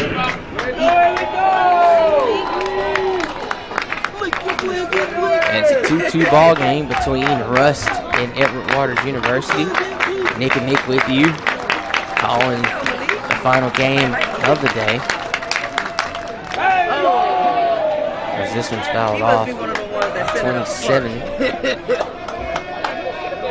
Remember seeing the 27. This is like a pinch hitter, Malik Berrien. As he hits a couple hopper, it will get through. A single up the middle for the pinch hitter, Berrien. Hitting in a 6-hole for Aaron Strickland. They start the inning. And according to our stat line, that's his first hit of the season. And it comes right here in the Black College World Series. What a situation to get your first hit in. Right. What a time to step up and get it done. And that's the second pinch hitter that Coach Bates has went to tonight, and both times have been successful.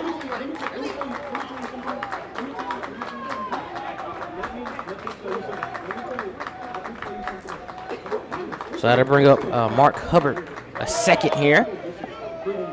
Watch his first pitch go for a ball, but then the runner is tagged out, caught stealing, 2-6. See you later, Mark Berrien. How about that?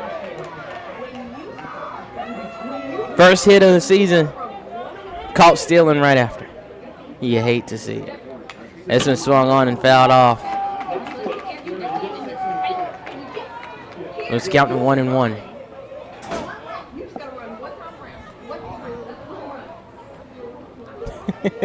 What a throwback there by the catcher. And I've got to remember when he was warming up, he was throwing bullets from his knees. So I'm not sure if that was the catcher you want to steal on. You know, maybe you play some action with that. You go, drag bunt or you go sack bunt or whatever with that. But, not really sure why they went straight steal here.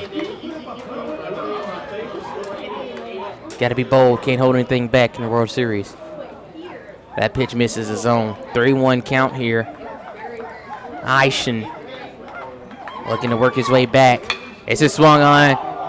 Hit high. Not particularly deep. That could be trouble. Yeah, second baseman is kind of working his way around. He'll make the play as John Nobles records the out over at second base. 2 down here for Rust. Yeah, good job there by the second baseman and the first baseman.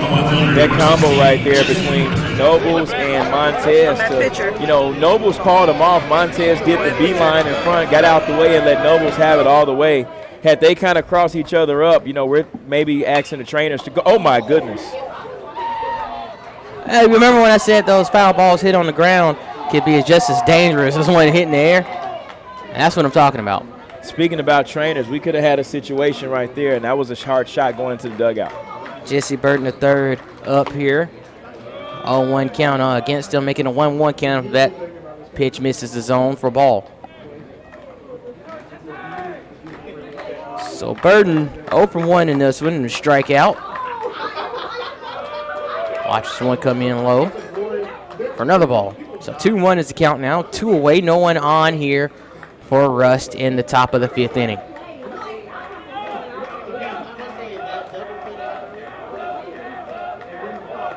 Pitch on the way. That's swung on, hit towards left. Could be trouble. And by trouble, I mean trouble for the seats out there, because there might be a dent in it after it hit that seat really hard. In foul territory. Deuce is wild. 2 balls, 2 strikes, 2 outs here for Rust. Dents and deuces. Dents and deuces. I like it. Pitch on the way. That misses wide for a ball.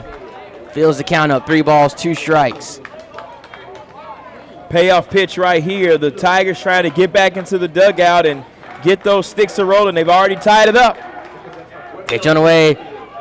1, 2 hops. Oh, somebody's got to cover first. Aishin, does he get the foot down? He does, just in time to record the out. So the Bearcats go down in order, and we'll head to the bottom of the 5th inning, still tied at 2. You're watching the Tyson Foods Black College World Series on the Black College Sports Network. For 200 years, Montgomery, Alabama has been making history by people who had the courage to stand up for change.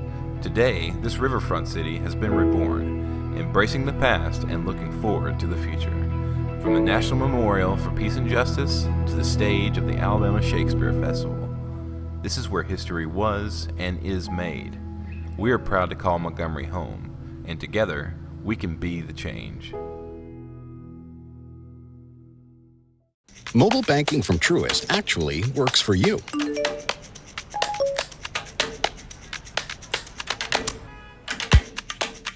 It gives you simple, smart, personalized insights to keep you one step ahead.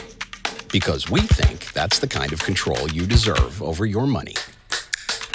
When you start with care, you get a different kind of bank. Truist. Download the mobile app now.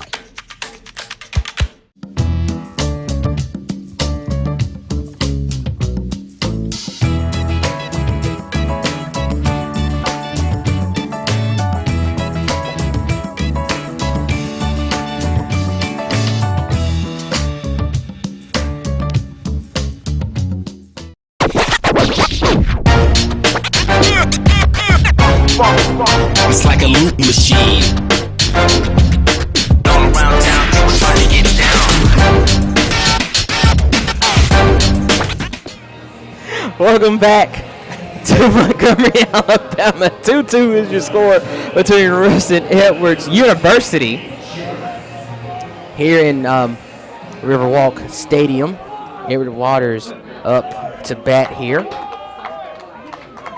It says Schubert, but I don't believe it. Schubert, shortstop, Garcia, and Schooning all due up here for the Tigers. First pitch swinging for Schubert, and it's a swing and a miss for the shortstop. We have a 2-2 tie here, Nick. What do these two teams need to do to separate from each other? Well, one thing that the Russ Bearcats need to do right now is if Jackson can get these guys in the dugout with a 1-2-3 inning, if he can get his team back in the dugout and go at least 5 innings for his team, that'd be great. Aishan has already went 5 for his team, so the bullpens are saved. You only need at least 4 innings right here in the bullpen, pending it's a 9-inning ball game. So both pitchers have done their job. On the offensive side is where both teams are having struggles at. They've got leadoff guys on base, but only those runs did score. Only 2 runs in this contest. I think of all the games today, this may be the lowest scoring game through 5 innings right now. It's bold to say something like that.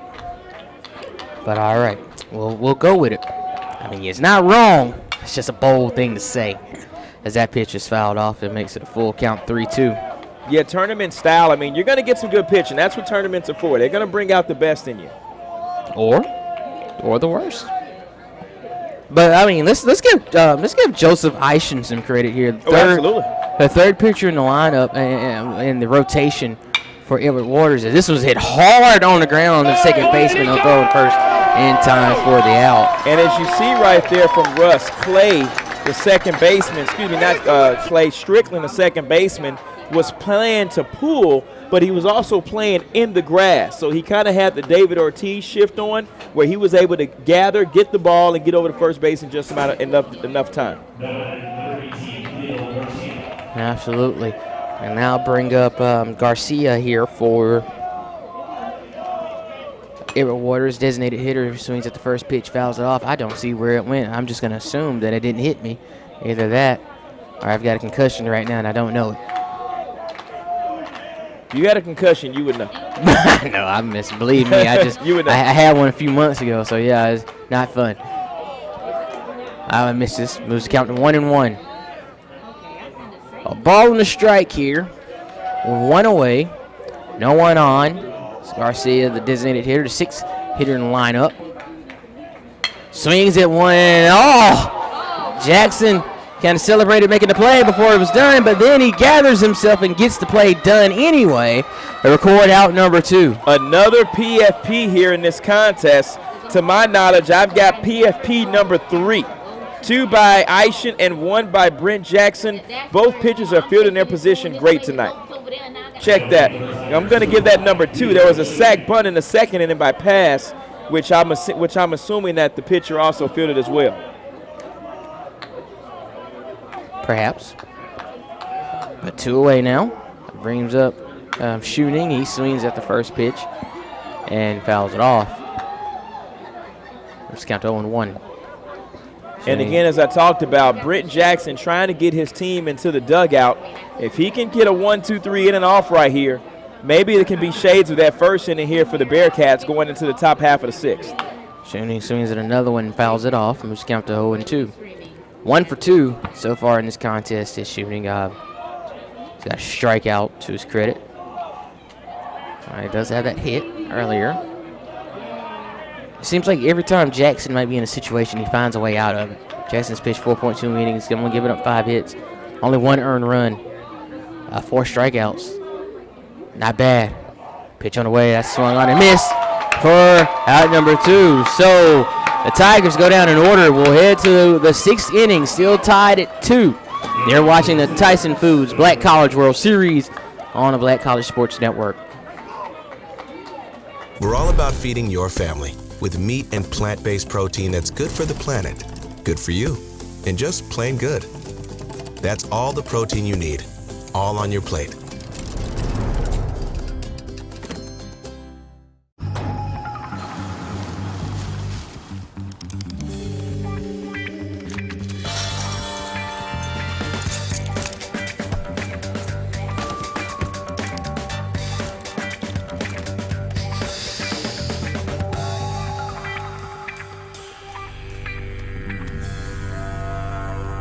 For 5-star backyards, Yellowwood brand pressure-treated pine. If it doesn't have this yellow tag, you don't want it. Meet Jessica Moore. Jessica was born to care. She always had your back. Like the time she spotted the neighbor kid, an approaching car, a puddle, and knew there was going to be a situation. That's my best friend. She don't need no lift, drive her own car. Miss Hogan's class? Yeah, it's Atlantis. Nice. I don't think they had camels in Atlantis. Really? Today, she's a teammate at Truist, the bank that starts with care. When you start with care, you get a different kind of bank. It's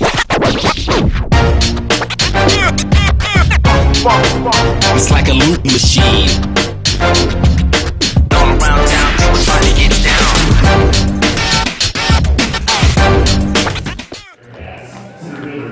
Back to it here in Riverwalk Stadium and the state of Alabama's capital, Montgomery. Nick and Nick with you, broadcasting you the final game of the first day of the Tyson Foods Black College World Series. Rust and Edward Waters tied at 2-2.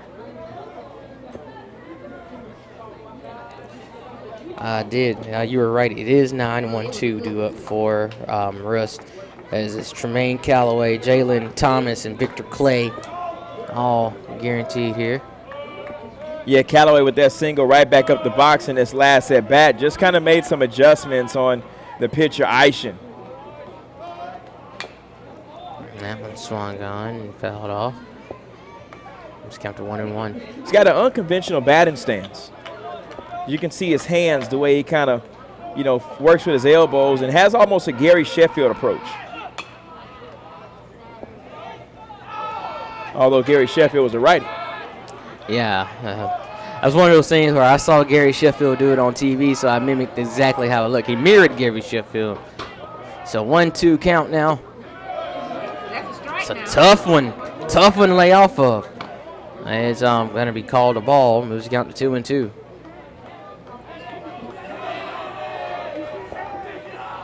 Two pitch on the way. Aishan trying to get him with the backdoor hook.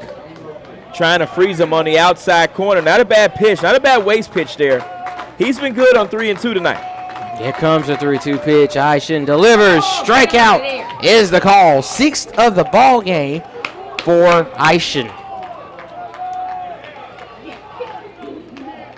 Don't forget the shin. Aishan.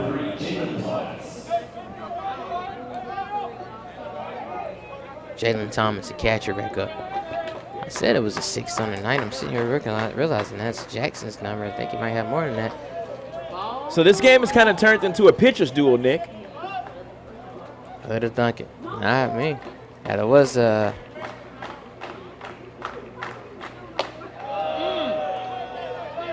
sixth strikeout. I did have it right as that pitch misses for a ball. Moves count 2-0.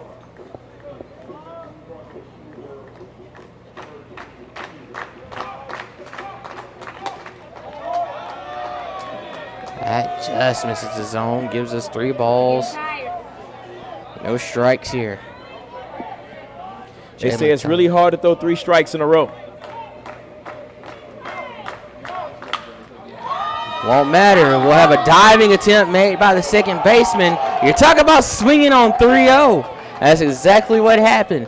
It was a hitter's count, and the play is made at second. A diving attempt by Nobles to get the play over to first in time for the out. But I got to play the scoreboard right there. I'm not swinging on 3-0. Tie game. I need some base runners. You know, a walk is just as good as a hit in that situation.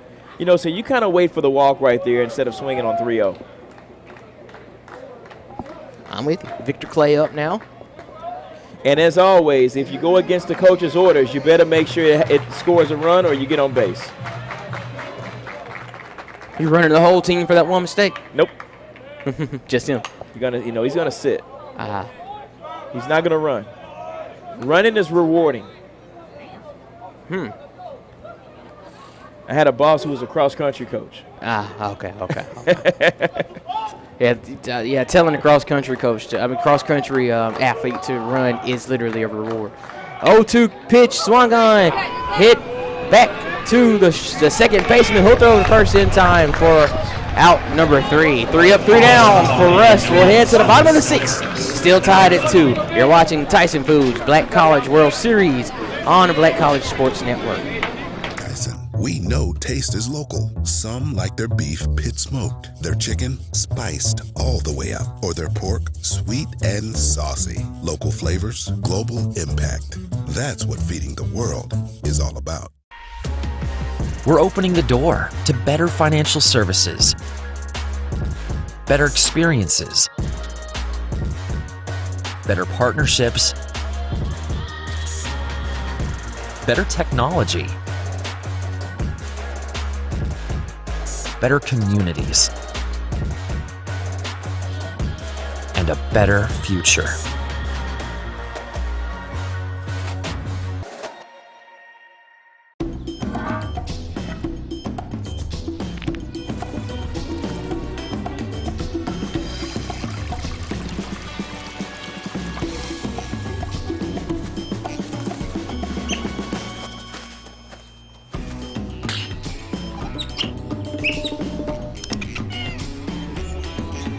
For 5-star backyards, Yellowwood brand pressure-treated pine. If it doesn't have this yellow tag, you don't want it.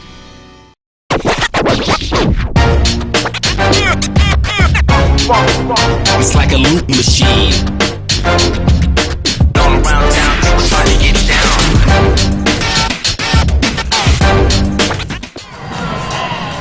Back to it here in Montgomery. 2-2 ball game as we're in the bottom of the 6th inning. You see the RSA tower in the background. And up in purple. As we head toward the end of the first day of the Tyson Foods Black College World Series. Edward Waters looking to break the tie here in the 6th.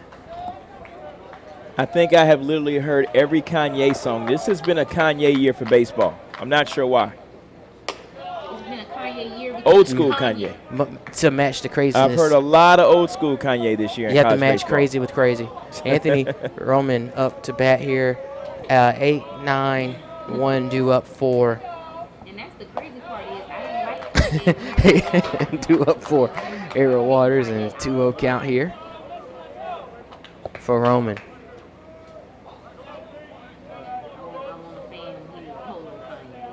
Pitch on away from Jackson. That one is high and inside. Misses for a ball. Moves count 3-0. Yeezy came out and he put himself on that cross.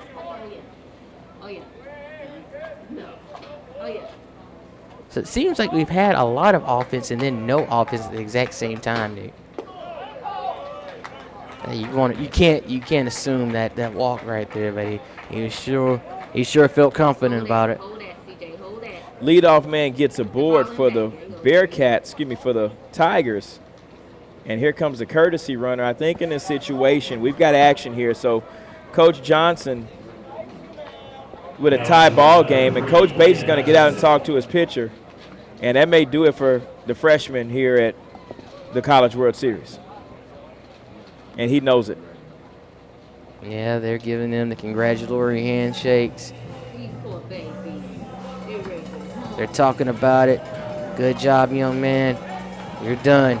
So we'll take a break as we have the truest call to the bullpen, and we'll tell you who answers the call when we come back. You're watching the Tyson Foods Black Call. Not yet. We're not going to. Hold on. Oh, wait. All right, now we'll go to break. Tyson Foods Black College World Series right here on the Black College Sports Network.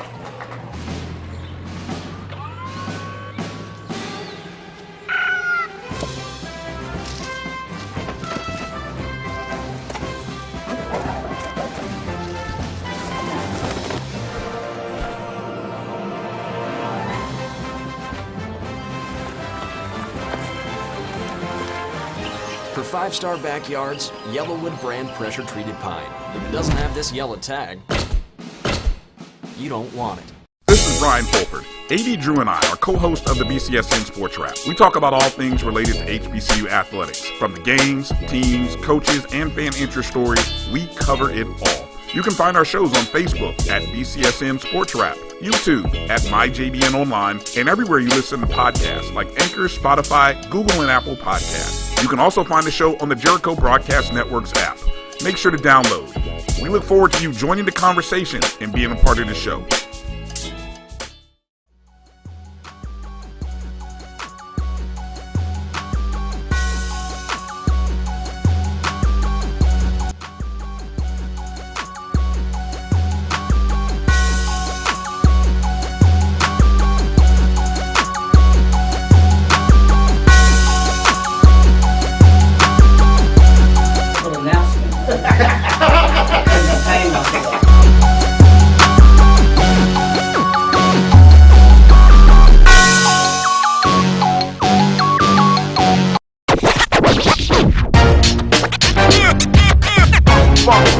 It's like a loot machine.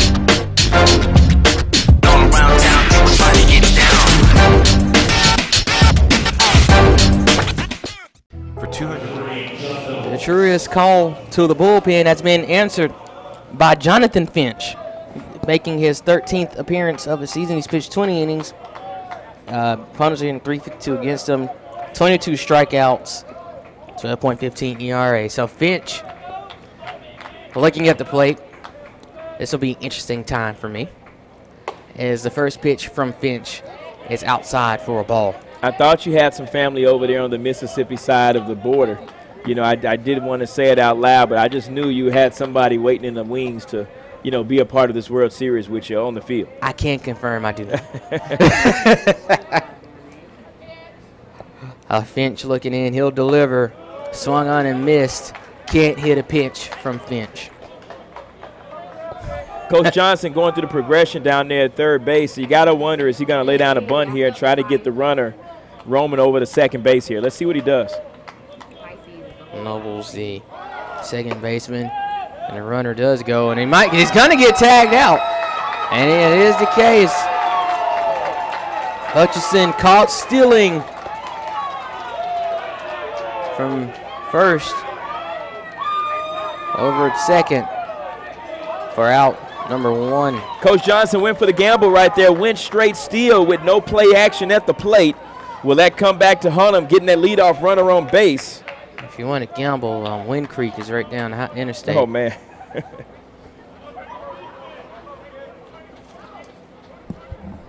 2 balls and a strike, 1 away. Finch taking his time. Delivers a 2-1 pitch. That's in for a strike. As Finch flutters one in. 2-2.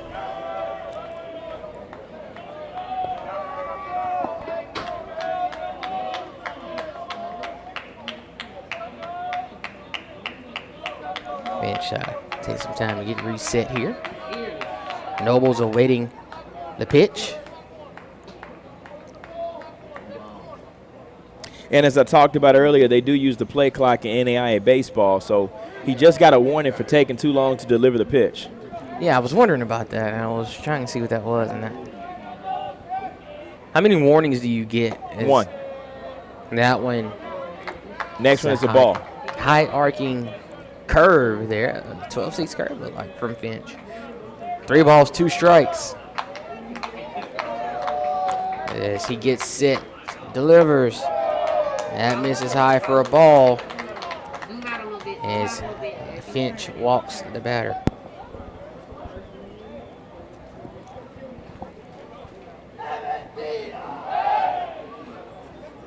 So 1 away here, runner standing on second. Washington steps up here, the right fielder. 1 for 2 in this one. With a run and an RBI. He's been walked, struck out, stolen a base. He's done a lot of things here for his team. As Finch throws over to first. But you're wondering to yourself, how many times am I going to say Finch? Until I'm tired of it.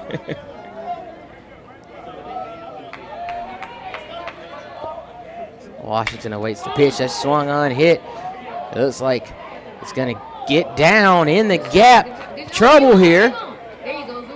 As these runners are basically right behind each other. And we're going to have a play at the plate at least for 1. Slide is good, and the tie is broken as Nobles scores from first. And Edward Waters has their first lead of the contest. And we have a triple for Washington, as he was able to get all the way to third. And if that score is anything other than a triple, then I might have to fight the statistician. Yeah, I'm looking at Hubbard, and I'm looking and see that I think he took a bad angle on that fly ball. He didn't get to the ball. He didn't take a good angle. That allowed the runner to get all the way to third base. As you saw, the first runner, Nobles, he almost got hung up, but he saw Washington on his heel, so he had no choice but to go. They just appealed over to first base to kind of see if he missed the bag, but the umpire said safe. Great job there by the Tigers. They're all the way back in it. They've got the lead now. So after 2 straight runs from Rust, it's been 3 straight from Edward Waters to take the 3-2 lead. First pitch from Finch goes outside for a ball to pass. Pass 0 for 2 in this one.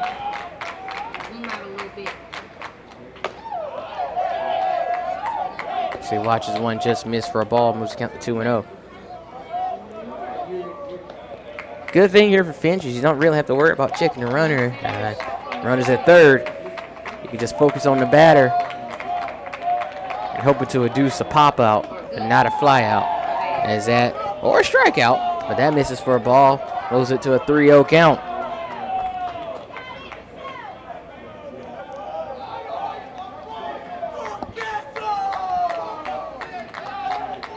Pass awaiting the pitch. That misses. For a ball. And he'll be aboard first here with a walk. And Coach Bass has got some bullpen guys up down there in the bullpen. He's not going to wait much longer for Finch to get loose out here on the mound. He's going to need to put somebody in the box up on the mound to get some outs. You got to throw strikes coming in as a bullpen guy. You know, you came in a tight situation and game's still close. You got to keep your team in the game, and Finch is not doing that right now. He simply got to let it fly.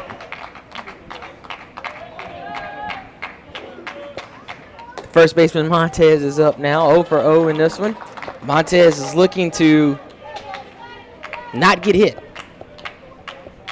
Looking for the golden sombrero. Been hit by pitch 3 consecutive times. 0-1 count against him here. That one high for a ball. Makes it 1-1. Could you imagine playing an entire game, going up to the plate 3 different times and not even being seen? 4 different times and not even being seen. Tough situation right there to pick off the first base with a runner at third. I think the best thing to do is kind of focus on the batter. Well, that depends on if you're wasting time or not. That one bounces in for a ball. It's 10:40 at night. We don't have time to waste. Listen, I'm not. I'm just saying, like, you know, for the pitching team, obviously, I would not like for them to waste time. I'm just saying, strategy-wise, that's what's going on here. And get your bullpen under control. I'm kidding. You were talking about how balls keep escaping the bullpen.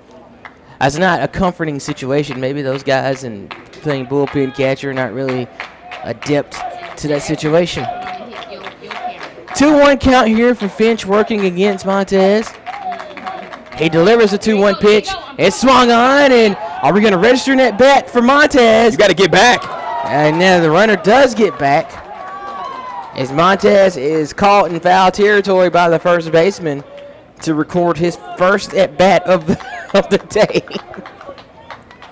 Not a good heads-up play there by Robinson. He's got to know that there was a runner at first trying to advance to second, and the runner at first actually came back and overran the bag.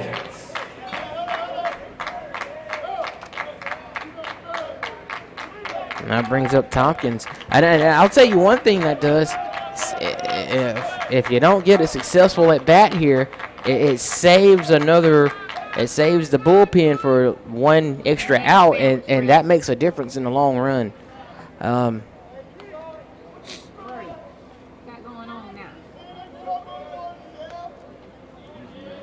What's the call here? Is that dead ball? Yeah, no call on that pitch. Finch a reset here facing Tompkins. 1 for 3 is the left fielder in this one. Does have a strikeout to his credit. That one missed. Does a home, makes the count 1-0. Tompkins with an RBI as well.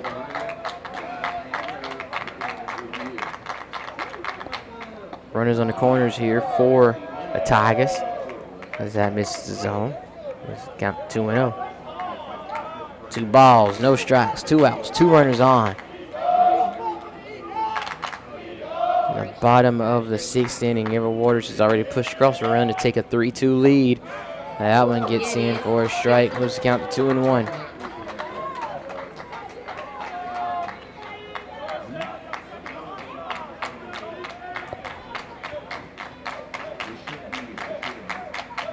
Pitch on the way. That just misses, apparently.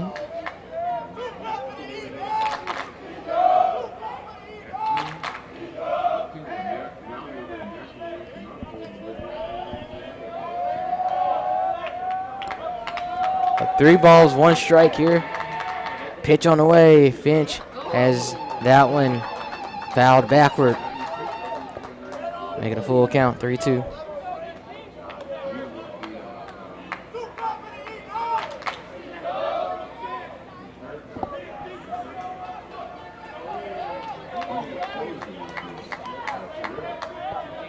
Three balls, 2 strikes, 2 outs.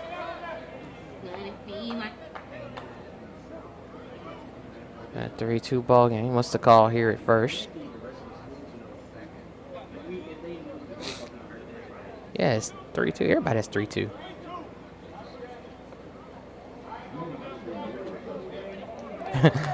Umpire doesn't trust scoreboard. Everybody has 3-2, sir. Here comes that 3-2 pitch. That's swung on, hit towards right field, hit high, but not too particularly deep. As Hubbard is there to make the play.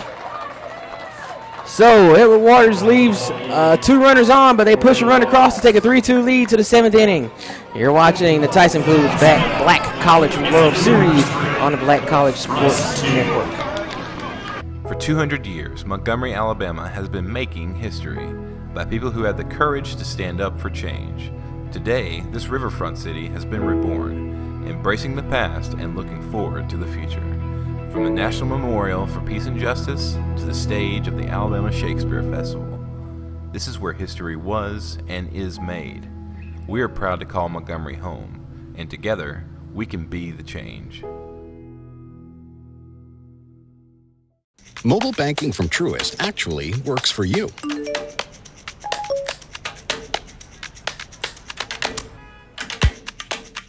It gives you simple, smart, personalized insights to keep you one step ahead. Because we think that's the kind of control you deserve over your money. When you start with care, you get a different kind of bank. Truist. Download the mobile app now.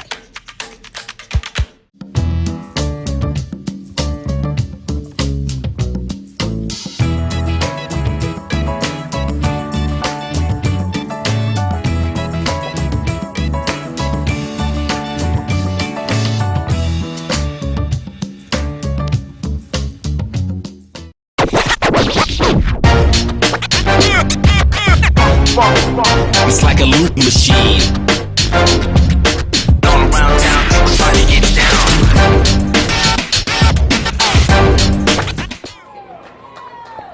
Back to it here in Montgomery. 3-2 lead for Everett Waters over Rust here in the final game of day one of the Tyson Foods Black College World Series. Nick and Nick with you, broadcasting your action from Riverwalk Stadium. 1-0 count for Khalil Robinson. Make it a 1-1 count if he fouls that one off. So Robinson, the first baseman, is up. He'll be followed by Jalik DeMar and Diaphany Bonner, a designated hitter. 3-4-5, heart of the order here. With Robinson leading the team in home runs, maybe the guy you want up to lead off this inning. Your best shot at tying the game with one swing. Speaking of this one swing, it's going to bounce to the third baseman, throw over the first. Will be in time. What a stretch. What a stretch there by Montez to pull that one in and record the out.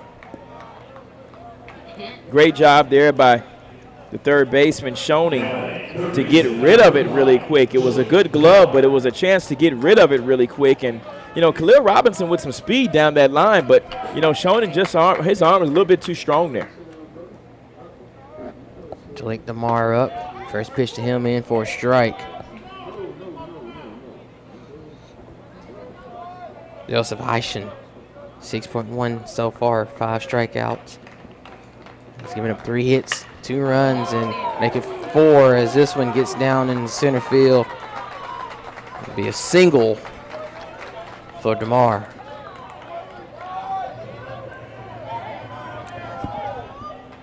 Yeah, great stick there by DeMar, just putting the ball right back up the middle, trying to go, trying to, as they say, just use the hands. You talked about it earlier. Let the ball work for you, right? So, with 1 out right here, the Rust Bearcats still got a chance to maybe run some offense, maybe move some runners over here by being down 1 run. They've got to try to go for the tie right here. I wouldn't let this game go any longer without trying. There it is right there. And that's a nice throw. That's not going to be a play anywhere. I mean, that was a great hit. That was a great infield hit. Shortstop had nowhere to go with that ball. Yeah, but even better play, just get into the ball and possibly saving a base. Maybe if that ball gets in the left field, the runner at second advances to third. You just never know. But good job by the shortstop just to get to it. So 1 out, 2 on. At what point do you consider Eischen, who's done an electric job today, at what point do you consider? If he gets out of this inning right here. He's still 1 pitch away from this inning being over. Maybe a double play, you get a 4-6-3 or 6-4-3 or 5-4-3. And Everett Waters is back in the dugout, stepping up to the plate next inning. All right. So you give him a chance. Well, you're 1 pitch away. Okay. You're always 1 pitch away with 1 out with the runners, in a forced situation.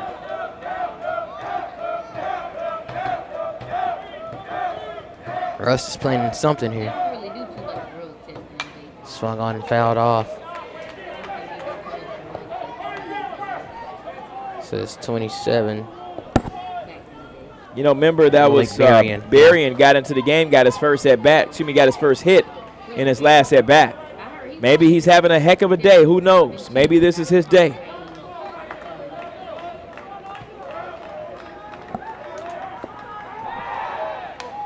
Throw back to keep the runner over at second. Not in time. Keeping the runner close over there at second base. Coach Johnson knows that that's the tie and run, and If the Russ Bearcats puts that run on the board right now, they've got all the momentum here. He doesn't want that going into the late innings. Tyson delivers. That swung on and missed for strike 2.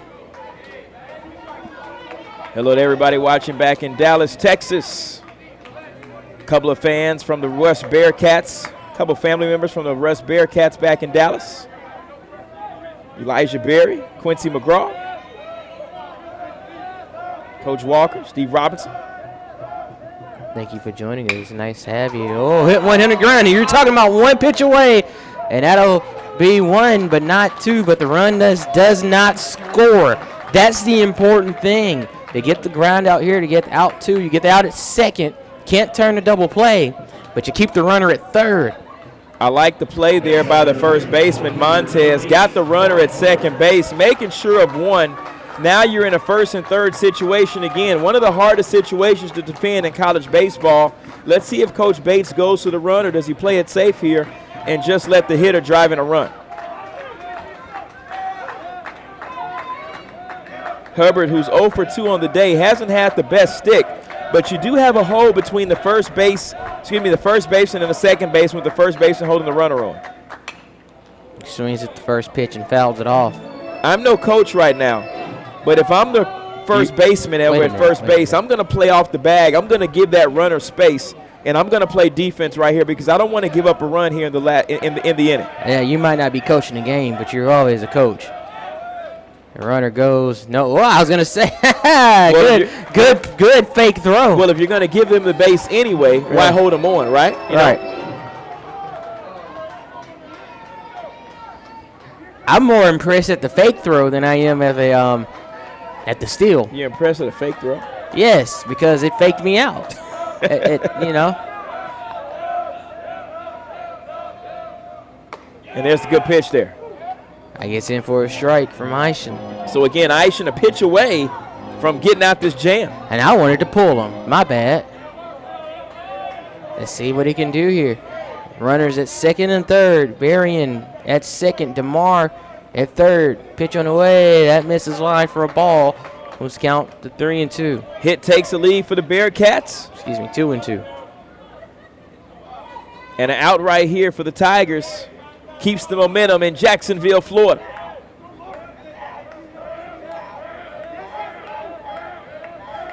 Let's see what Tyson can do. Pitch on the way. Has swung on, fouled off. Let's do the 2-2 one more time. Hubbard trying to stay alive. He saw an opening there, trying to take the pitch to right field. That's what you're taught to do.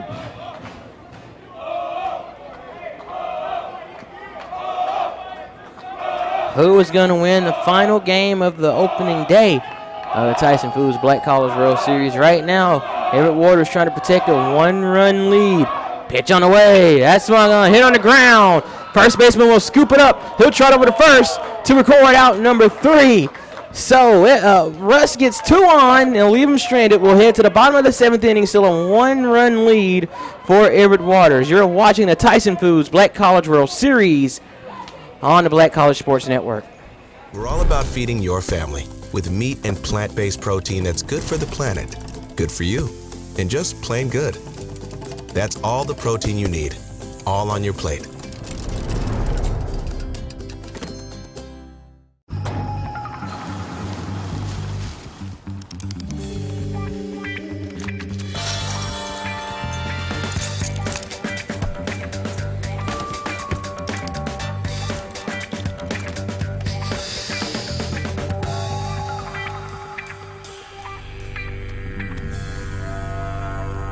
For 5-star backyards, Yellowwood brand pressure-treated pine. If it doesn't have this yellow tag, you don't want it. Meet Jessica Moore. Jessica was born to care. She always had your back. Like the time she spotted the neighbor kid, an approaching car, a puddle, and knew there was going to be a situation. That's my best friend. She don't need no lift, drive her own car. Miss Hogan's class? Yeah, it's Atlantis. Nice. I don't think they had camels in Atlantis. Really? Today, she's a teammate at Truist, the bank that starts with care. When you start with care, you get a different kind of bank. It's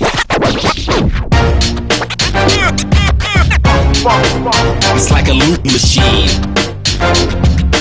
All around town, trying to get down. Tyson.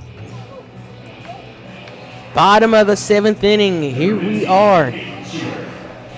Nick and Nick on the call here. Edward Waters with a 3-2 lead and a chance to add to it here as we play the bottom of the 7th. Schubert, Garcia shooting 5, 6, 7 all due up here for Edward Waters. And first pitch swinging is Schubert, but he will fly out to center to start the inning. It's Callaway. Jermaine Callaway makes the play in center field for out number 1. Schubert not having a good day today. 0 for 4 in the stat line. One of the better hitters on the ball club. Got to be able to put the ball in play. You know, just to get your team through tournament time, and being a leader like this, you know, not the best time for Schubert to go 0 4. Garcia now up 1 for 2 in this one. He's been walked. Comes up 1 out, nobody on. Watches the first pitch go high for a ball. Finch looked like he was going to get relieved. He's still in here. Trying to eat up some innings. That gets in for a strike. Who's counting 1-1?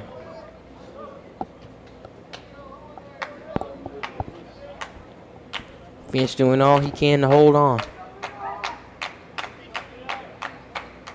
And that one almost hits Garcia there. Moves out of the way. What they got, Rendan? Who's counting 2-1?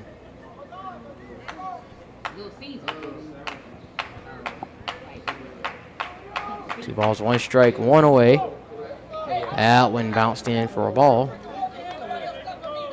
Finch still having some control issues out there. He's got to get it together.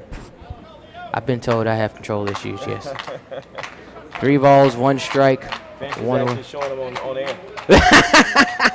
Pitch on the way. That gets in for a strike, moves it to 3-2. He's got to be able to throw strikes. We talked about that earlier. That's one of the, you know, things you have to do as a bullpen guy.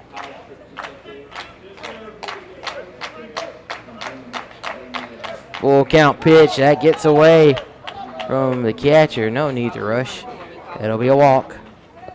The batter will be aboard first here. And honestly, I'll be honest, I didn't expect to see Finch this inning, but, you know, he did enough to get out of the inning. So as long as he doesn't, you know, give up another run here. Coach Bates said that was his guy in the bullpen. He said that was the guy he would go to in the bullpen tonight. So, you know, Finch has been one of the better guys out the pen this year, and, you know, he's more reliable. And, you know, he's not showing it right now, but I'm sure it's there. Finch being reliable is unsurprising to me. And I Shooting. thought you were a neutral journalist. I'm just talking about Finch. Shooting with the first pitch. He looks at it, he come in for a strike.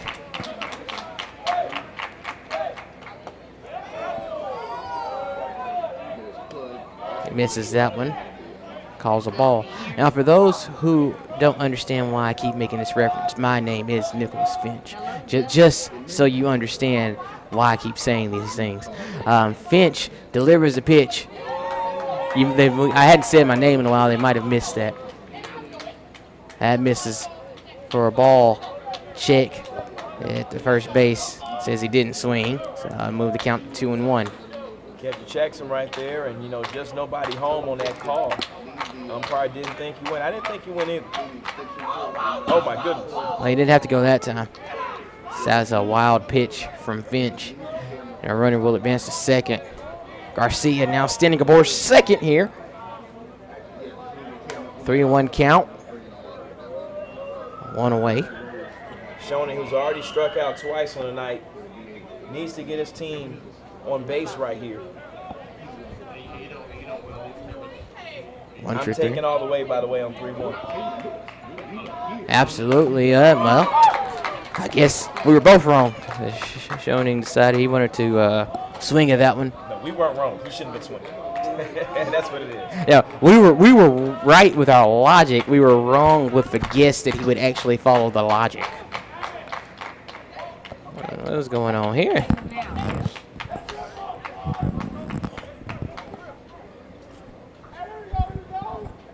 I was hoping there wasn't another ball thrown from the bullpen. Let's put a net over there. 3-2 pitch misses for ball 4. I'll put 2 runners on here.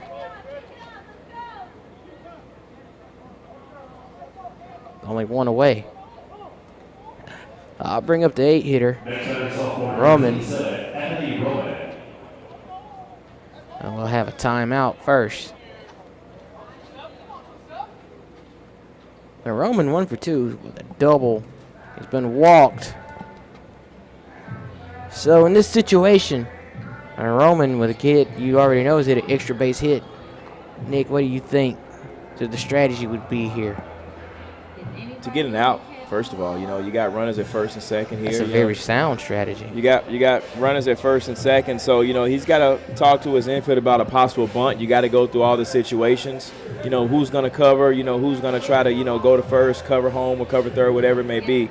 But we got to make sure we get it out, and we got to understand that we're 1 pitch away from getting out of this inning. You can't mess up any double plays. We got to make sure we get at least 1 out here. All right.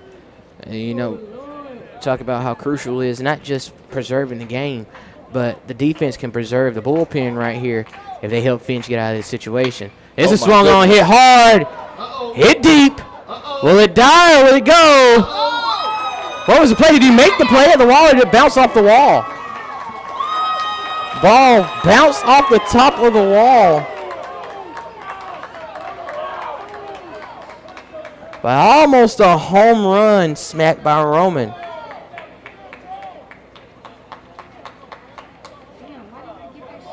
What a play made out there by the left fielder, D. Tompkins. He went all the way to the wall, drifted, and he timed it just right. Shades of Torrey Hunter out there in the outfield. They call him Spider-Man. Great job to get the out.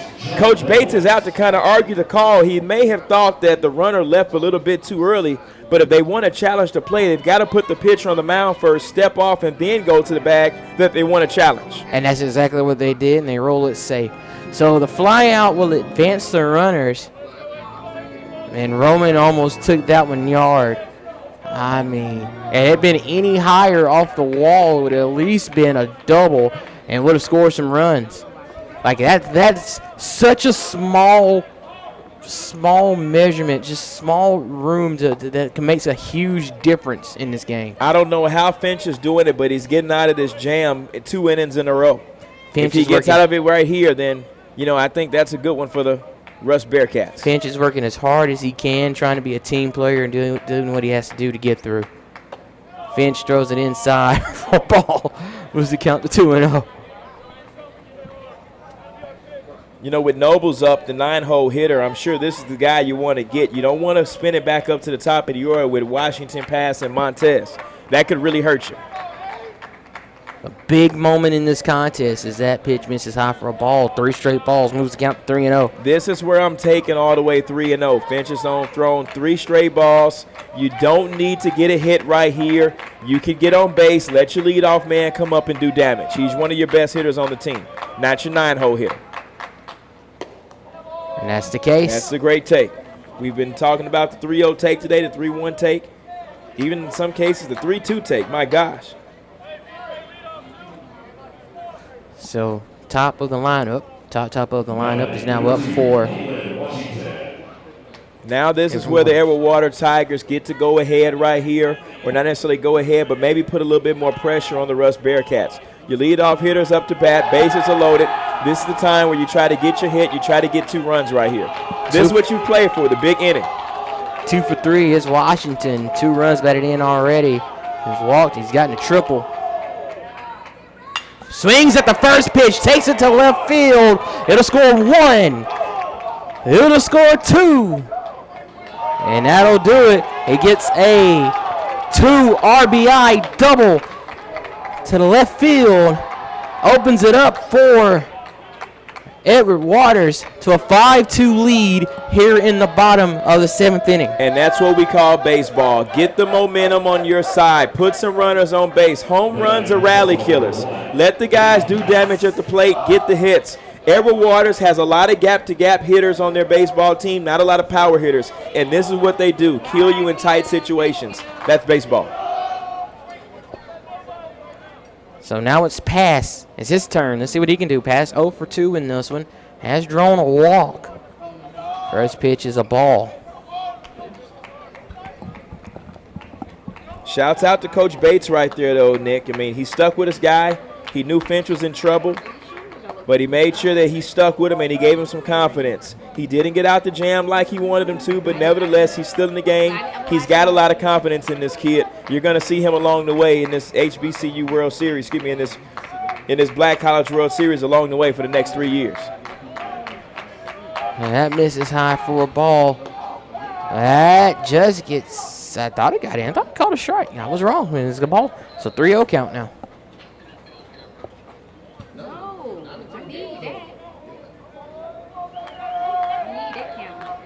3-1 count, excuse me.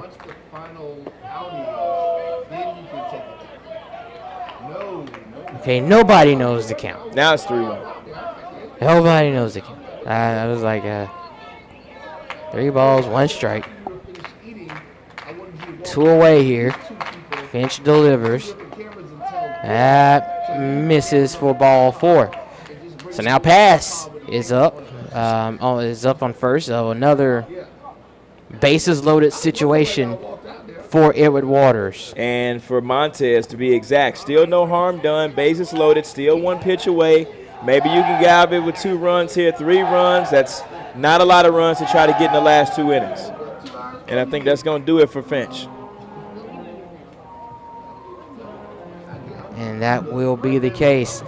So we'll have a truest call to the bullpen, and we'll take a break. And when we come back, we'll see who answered the call. Edward Waters now up 5-2 here in the bottom of the 7th. You're watching Tyson Foods Black College World Series on the Black College Sports Network. At Tyson, we know taste is local. Some like their beef pit smoked, their chicken spiced all the way up, or their pork sweet and saucy. Local flavors, global impact. That's what feeding the world is all about. We're opening the door to better financial services, better experiences, better partnerships, better technology, better communities, and a better future.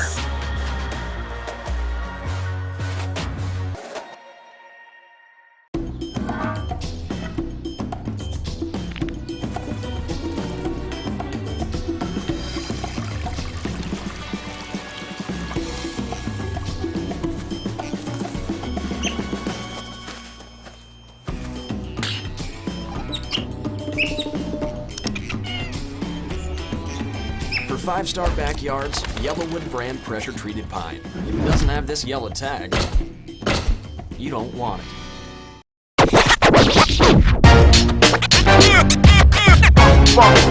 It's like a loot machine. All around town, people trying to get down.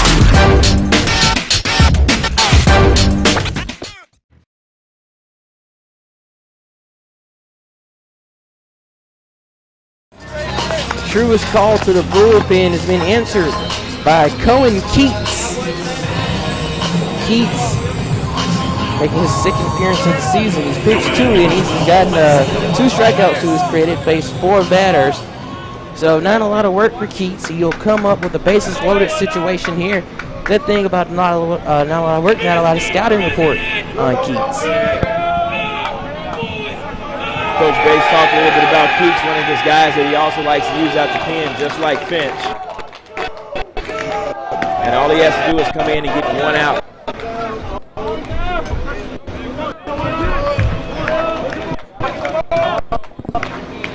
Line out to save the situation. Keats, first pitch thrown for a ball, and he induces the pop situation here. Second baseman Kemp's under. Oh, the error!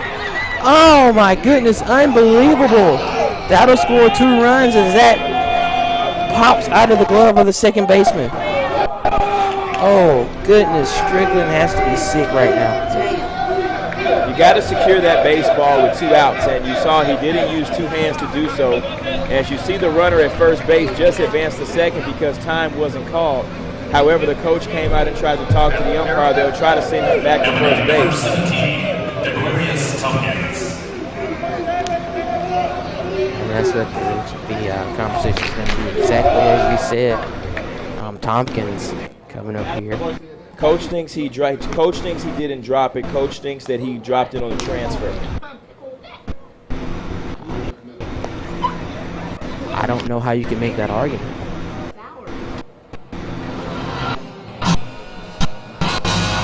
What do you think? What would your call be? I think it's an error. I think it's an E4. You know, he didn't secure that baseball. He didn't even use two hands. I mean, it was trouble from the start, first of all. I think that's my thing, too. It's like, if you make the effort to use two hands to secure it, like if you do the things you're supposed to do. This is never good when a call is never made in front of the coach. This is never good. This could go wrong for Coach Reggie Johnson over Edward Waters. It could even go wrong for Coach Bates over at Russ College.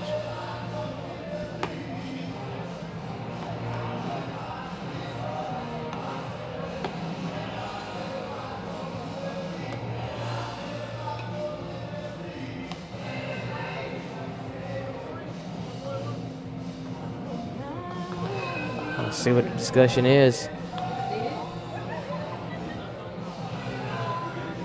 You don't look happy.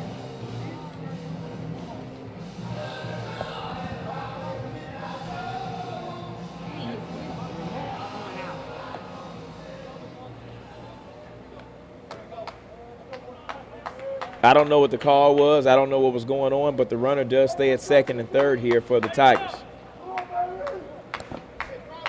So 7-2 is the score. Edward Waters has pushed 4 runs across here in the bottom of the inning. That's but Tompkins. I do know if the Tigers score 5 more runs this inning, the game is over. That's an interesting concept to cheer for. Finch is in for a strike there. 1 ball, 1 strike, 2 away.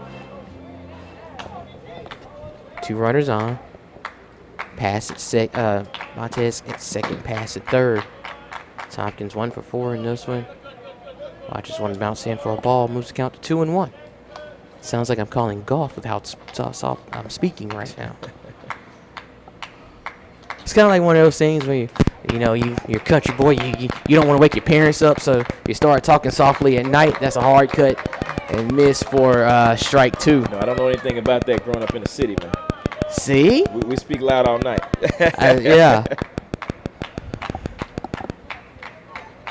I always like to say I grew up with goats in my backyard, which is very true. They weren't my goats, though. 2 balls, 2 strikes, make it 3-2 after that. Misses high for a ball. Moves count to, should move it 3-2, and there it is. 3 balls, 2 strikes, 2 away. Let's see what Tompkins can do here. Facing Keats. That misses for a ball. That loads the bases one more again here for Edward Waters.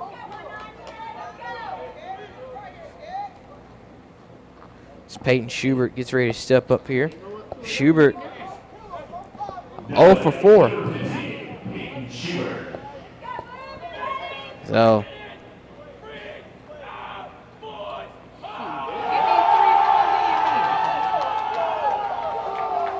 Schubert, as I mentioned, 0 for 4.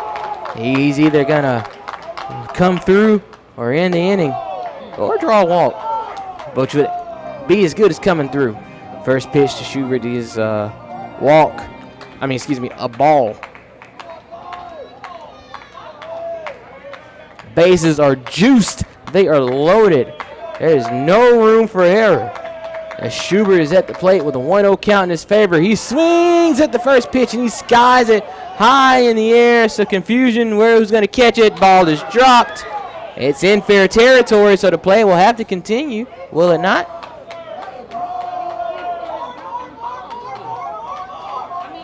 So yes, that will score a run for Edward Waters.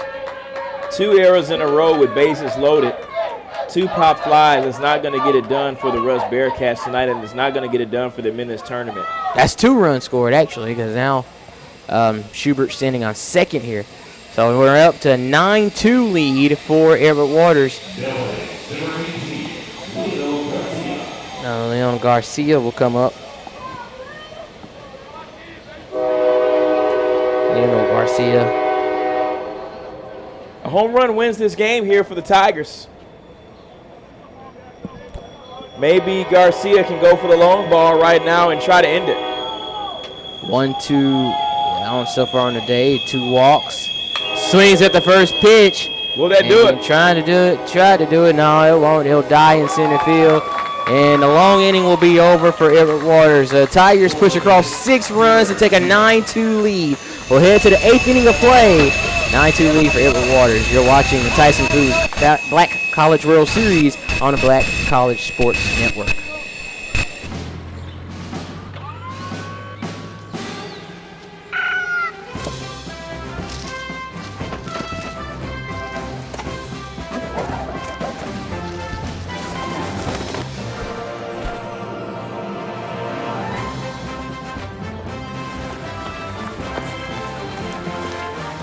For 5-star backyards, Yellowwood brand pressure-treated pine. If it doesn't have this yellow tag, you don't want it.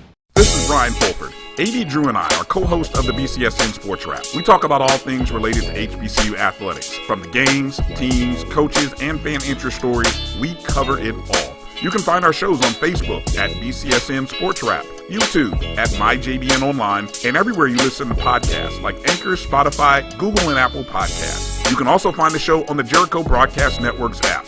Make sure to download. We look forward to you joining the conversation and being a part of the show.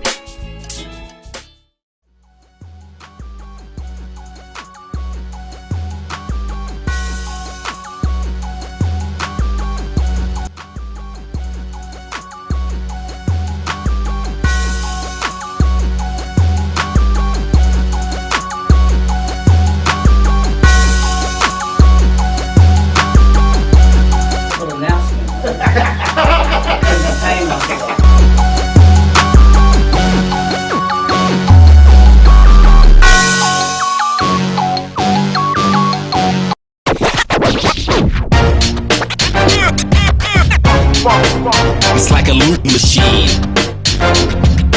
All around town, people trying to get down.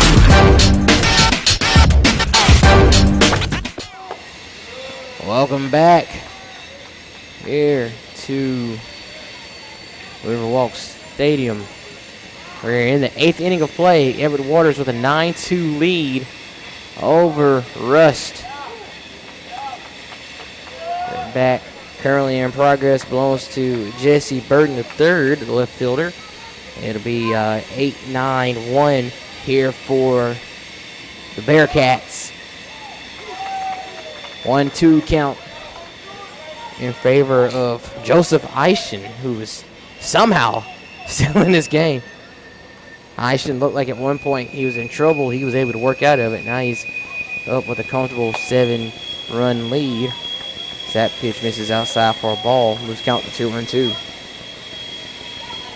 Everett Waters again making a CAC tournament this year in the NAIA. That one swung on and missed. Played against Iowa Wesleyan and Fisher. 4 teams made it. Georgia Gwinnett, the defending national champions, was in that bracket. They won it.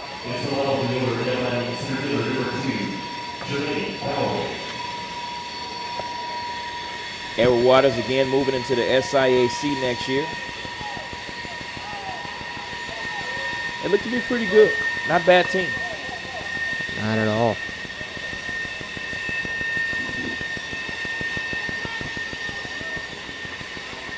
Callaway up now for Rust.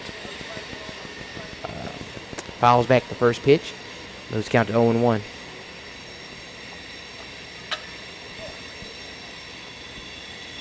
No balls and a strike. This is swung on, hit towards left field. Could be some trouble, and it will be a single as it falls in front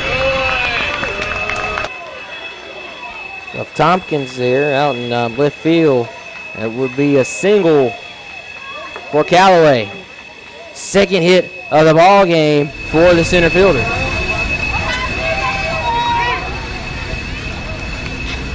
I'll bring up the catcher, Thomas. Thomas over 2 in this one.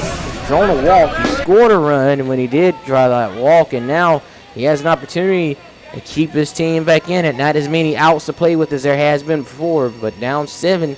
It's not over till it's over. As that pitch. They're going to say it hit him. So he'll be aboard here, hit by pitch. And here we go, 2 runners on now for the Bearcats, and that's going to bring out the coach here for Edward Waters, Original Johnson, second. I mean, he trotted out there in a hurry. He said, wait a minute, what you doing, my friend? Trying to get some confidence in this pitcher right here, letting them know, hey, we've got to get you through 5 more outs. You know, if Coach Johnson can get Aishan through 5 more outs, this could be big for the Edward Waters Tigers here, not having to use the bullpen going into tomorrow's game against Florida Memorial, which will be an all-Florida matchup.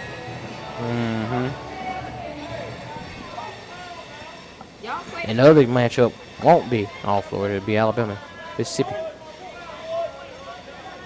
I know geography.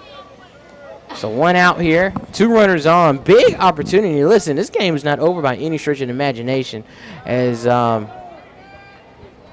it is what it is. As that pitch gets in for a strike, Clay up, shortstop, 0 for 3.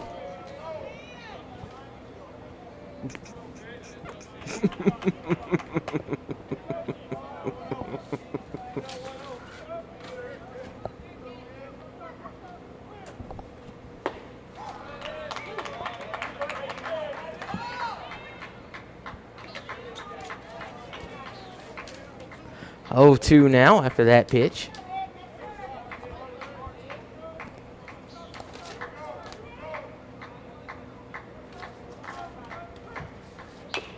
That swung on and fouled off. Keeps counting 0-2. To Blue Mississippi.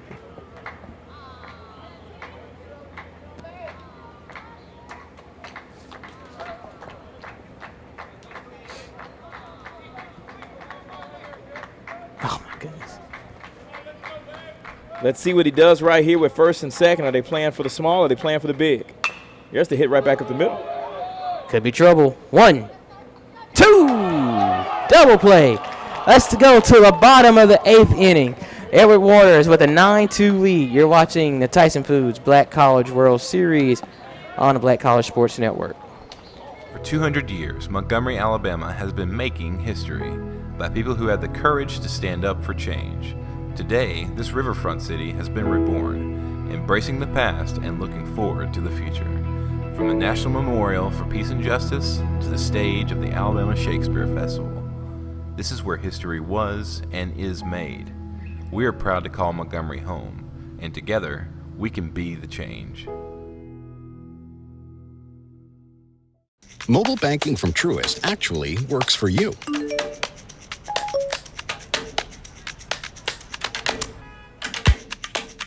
It gives you simple, smart, personalized insights to keep you one step ahead. Because we think that's the kind of control you deserve over your money. When you start with care, you get a different kind of bank. Truist. Download the mobile app now.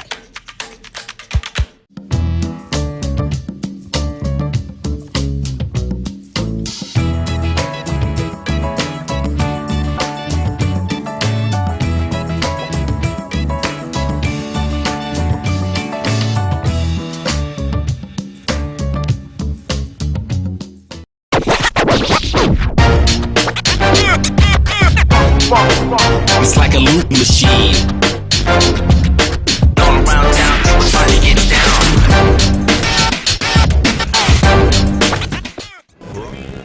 We are in the bottom of the 8th inning here in Montgomery, Alabama. We're in the 4th and final game of day 1 of the Tyson Foods Black College World Series. Nicholas Strong and Nicholas Finch with you, bringing your action here at Riverview Stadium. Edward Waters coming up the bat eventually as we get ready to get it going here. We'll have a pinch hitter As Caleb Wilson, the sophomore from Atlanta, Georgia, will take some hacks here.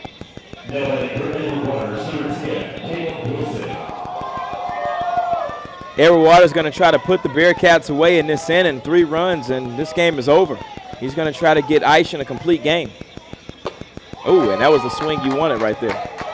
Yeah, you can expect every swing to be a power swing at this point here for Edward Waters. There's no small ball is out. Either it's going to be really, really quick or really quick. There's not going to be a slow inning here unless, balls are thrown like that one. That goes outside and was counted 1-1. Keats in for a second inning of work. This swung on and fouled off. It was counted 1-2. Taking that home run swing there, swinging for the fences, as we like to call it. He's swinging for the railroad track. Absolutely. Yeah, the fence is not enough. That takes another hard cut and misses for strike 3 and out number 1. And that's the problem with swinging for the fences. Sometimes it throws off your timing. You have to be able to get in the box. You haven't had a bat all night. You want to come in, you want to come off the bench, and you want to make contact with the baseball. Well, he made contact a couple times, just went foul. He did, you're right. Anthony Roman up. First pitch to him, gets in for a strike. Roman 1 for 3 in this one. Quarter to walk.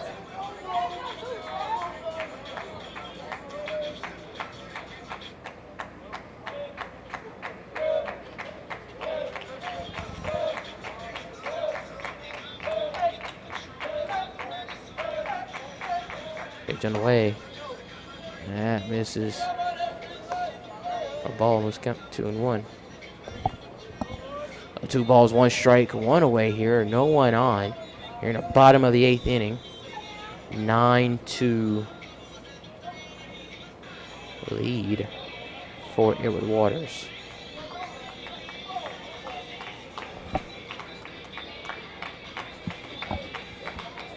Pitching away from Keats. That swung on, hit on the ground. Scooped up by the shortstop. Throw over to first. Will be in time. I thought he came off the bag a little early, but great job by Robinson to hold the bag as long as he could. And even better play by the shortstop there, Clay, getting it across the diamond with the field. Again, I like him at short. He's a young phenom over there. He'll be something in the next couple of years here. It's a 9-hitter in the lineup. Noble's stepping up. Noble's 0 for 2 in this one. He has scored 3 runs, but he's been walked twice. So we'll see what he can do here with 2 outs. First pitch to him goes wide for a ball.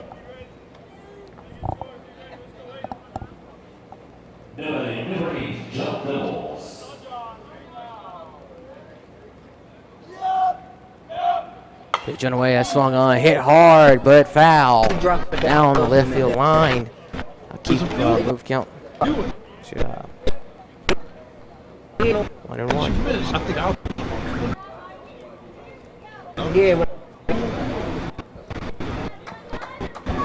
A lot of crowders went back home tonight. They stuck out as long as they could, Nick. I'm sure they'll be back tomorrow.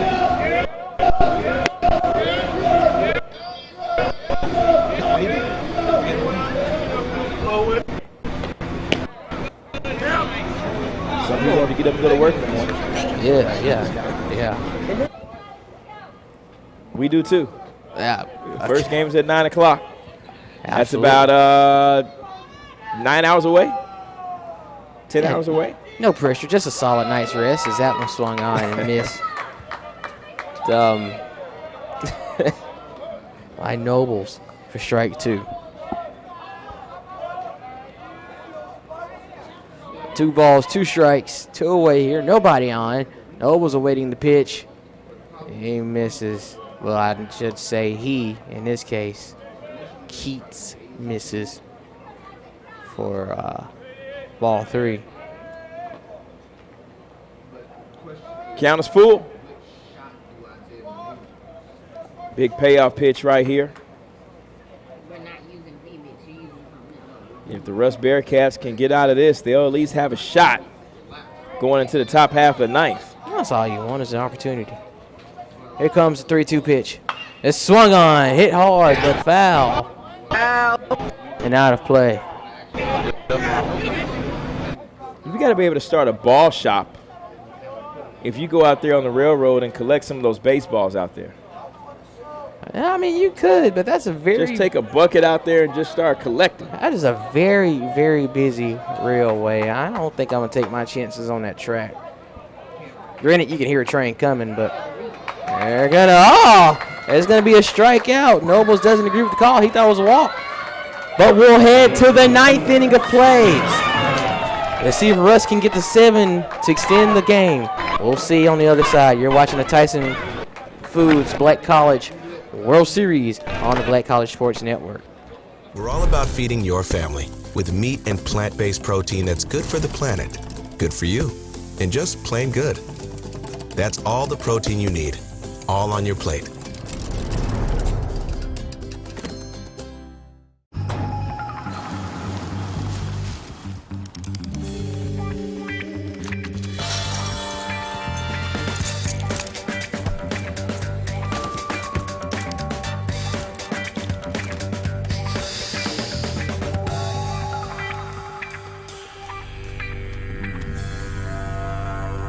For 5-star backyards, Yellowwood brand pressure-treated pine. If it doesn't have this yellow tag, you don't want it. Meet Jessica Moore. Jessica was born to care. She always had your back. Like the time she spotted the neighbor kid, an approaching car, a puddle, and knew there was going to be a situation. That's my best friend. She don't need no lift, drive her own car. Miss Hogan's class? Yeah, it's Atlantis. Nice. I don't think they had camels in Atlantis. Really? Today, she's a teammate at Truist, the bank that starts with care. When you start with care, you get a different kind of bank. It's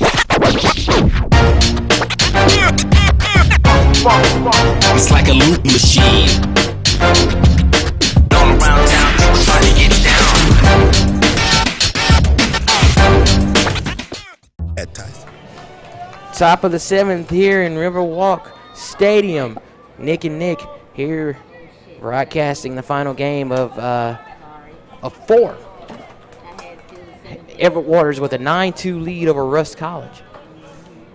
Rust will need 7 runs here to keep hope alive and stay out of the loser's bracket. First pitch is fouled off. Count as a long strike.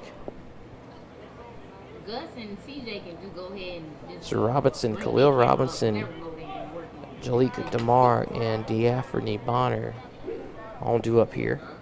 Remember I told you the remote keep going as in, now you say, that hit Robinson in the back. That's a good way to get the rally started. And these are where rallies are started. The leadoff man gets on base. You open it up. Robinson gets on base, the first baseman. This is what you don't want if you're head coach Reggie Johnson. But you want to give your guy a shot to get his first complete game possibly. I don't know. But with that being said, can Aishan finish out this game? Can he hold the bullpen for the Tigers? If they win, they go into Florida Memorial with fresh arms. That's been swung on and fouled off by DeMar. DeMar, third baseman, 1 for 3 in this one.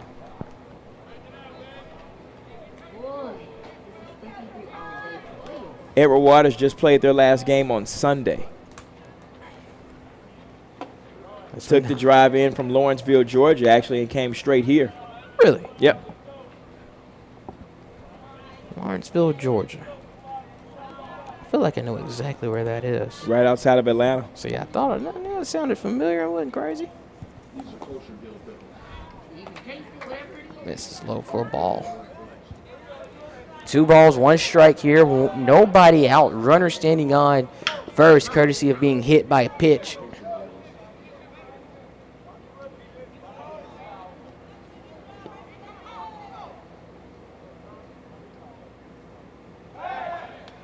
Throw over. I'm not sure if that run means anything, but I'm going to focus on the batter here if I can. That run means everything, sir. I may even pitch out the windup in this situation.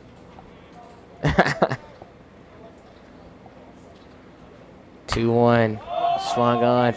Foul out of play. Souvenir.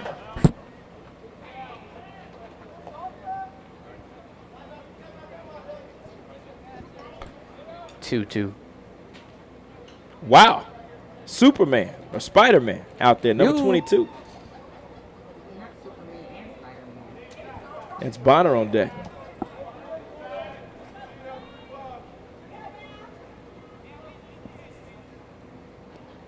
Two balls, 2 strikes, nobody out. That's another hit batter. Boy, you keep hitting these churns. Get him out of there, coach. Still no action in the bullpen just yet for the Tigers. Coach Johnson is going to try to get Tyson through this one.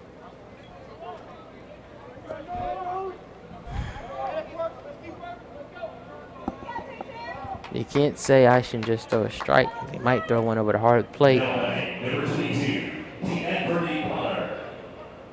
Anthony Bonner stepping up here.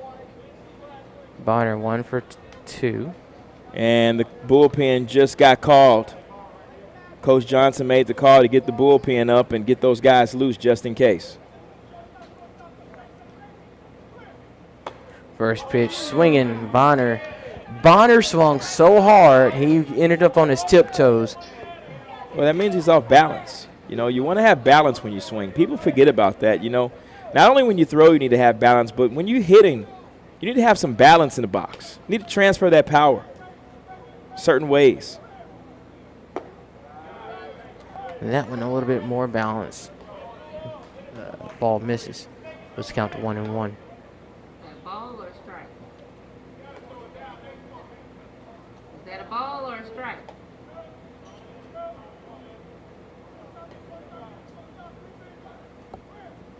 1 pitch on the way. I gets in for a strike. It was a 0-2. Swing 1-2.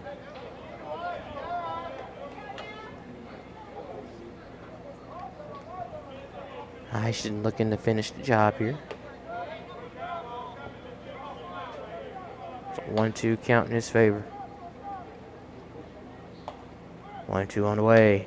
And that one misses high, but he gets away from the catcher. The runners will advance here. So they have runners in scoring position. You know, you can't ask for a better job by your starting pitcher going deep into the contest like this in the 9th. I know it's getting a little shaky out here, but, you know, Coach Johnson is asking him to do a little extra right now. He's asking him to finish a complete game, and he's going to get him through it. Coach Johnson is going to walk him through it himself. I think he has one more timeout left. I think he has one more visit to the pen. That misses. And if he has 2, he can only go out to the mound twice anyway in the rest of the contest.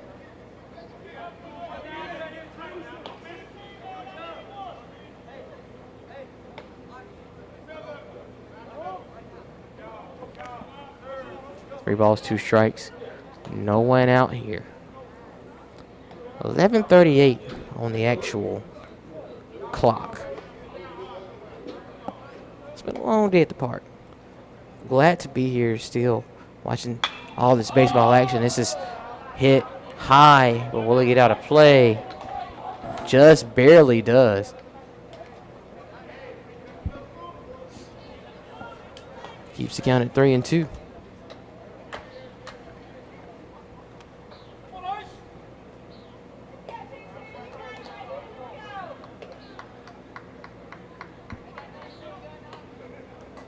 Rush trying to come back and win their first game here in the World Series.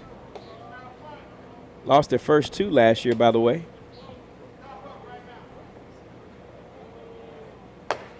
3-2 on the way.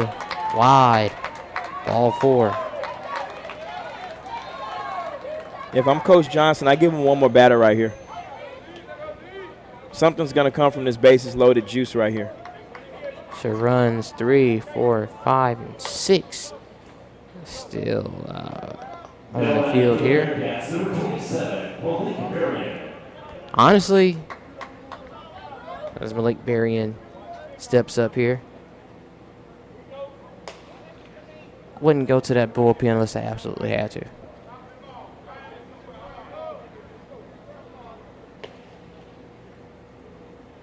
Pitch on the way. That's trouble. That is trouble. It's going to get through the right side. side. My goodness. And it's bobbled by the right fielder.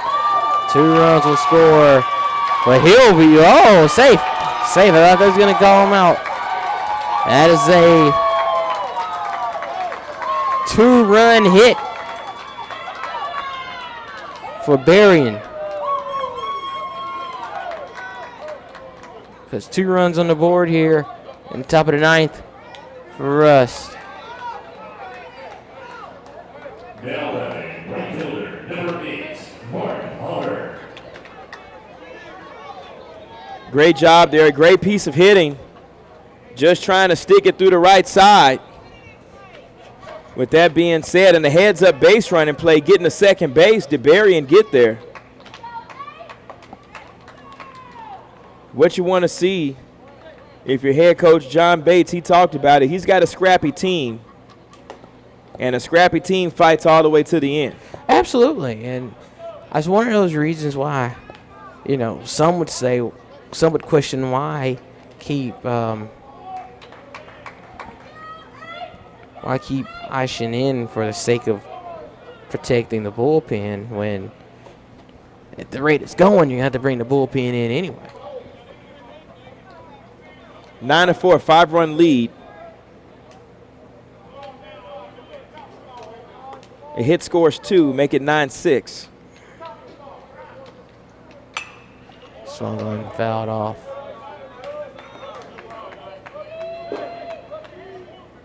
Yep, got stuck in the gutter. Yep. A couple balls up there get stuck in the gutter. Yeah, I was wondering how, on average, how many actually get stuck up there. 11:42. What a number. One of the greatest numbers in baseball, 42. Mm-hmm. I feel it should be retired all across baseball. Amen. I think one of my favorite days in the league is Jackie Robinson Day. Seeing everybody wearing 42. I love that. That's the only time where I feel somebody should be wearing 42. High school, college, baseball, pee-wee, whatever baseball it is, I believe that number should be retired. Point blank period. I respect that.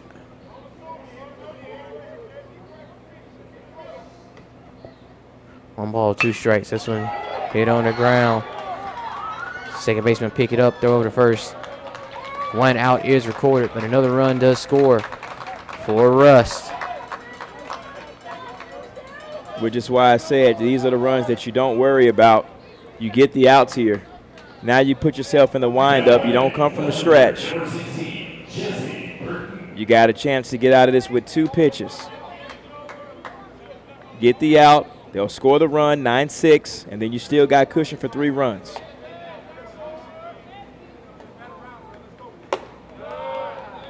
This is where it gets kind of tricky as a coach and a player. Guy almost to the finish line. Why pull him out? Let him get his complete game. He's already thrown over 100 pitches.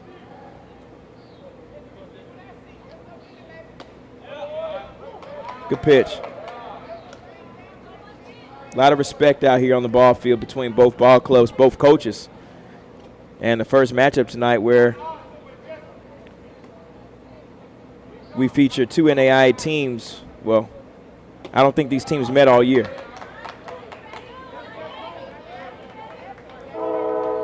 That pitch misses the zone. That pitch is swung on and missed for a strike. So 1-2 count here for Burton. J.C. Burton 0 for 3 in this one. He struck out twice. Taking his time getting back in the box. Looks like the catcher is adjusting his equipment. So tomorrow, winners play winners early in the morning in the first bracket, in the first round. Or in the first wave of games, rather. Albany State will play Miles. Correct. And Florida Memorial will play the winner of this game in the first wave of games tomorrow. That's correct. The losers play at night. That's correct. We'll have 2 elimination games tomorrow night. Correct.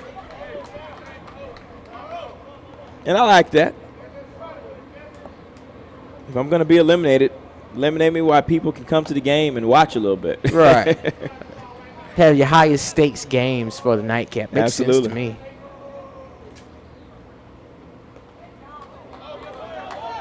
That gets away from the catcher. That run will score from third. No harm done. No harm done. 9-6. Now you clear the bases. Now there's no pressure.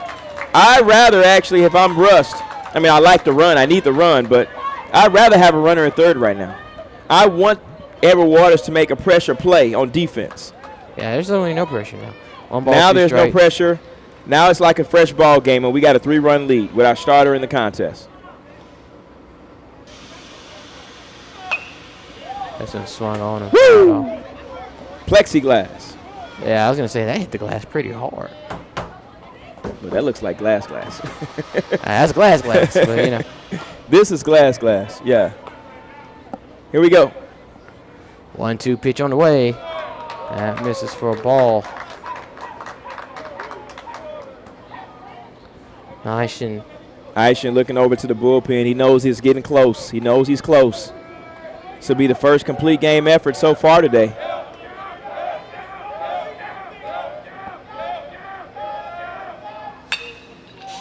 And this one squared up, hit to center field, but not deep enough. The center fielder is there to make the catch.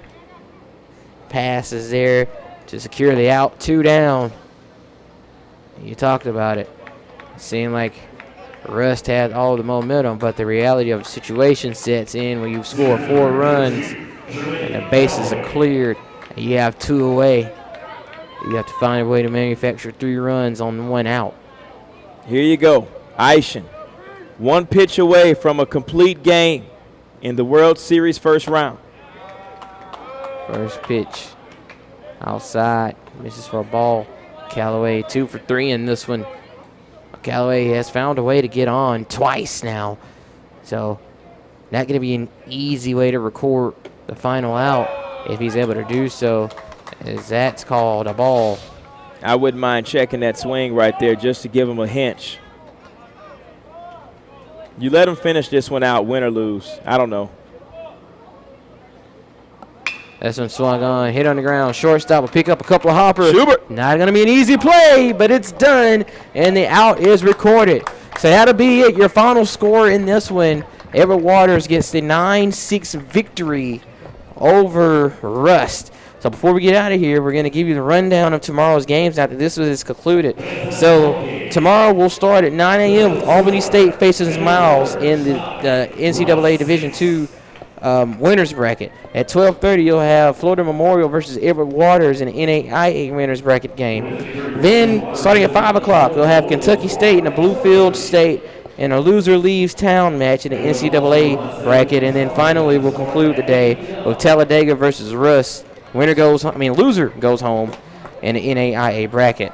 So that'll do it for us here. Day 1 of the Tyson Foods Black College World Series.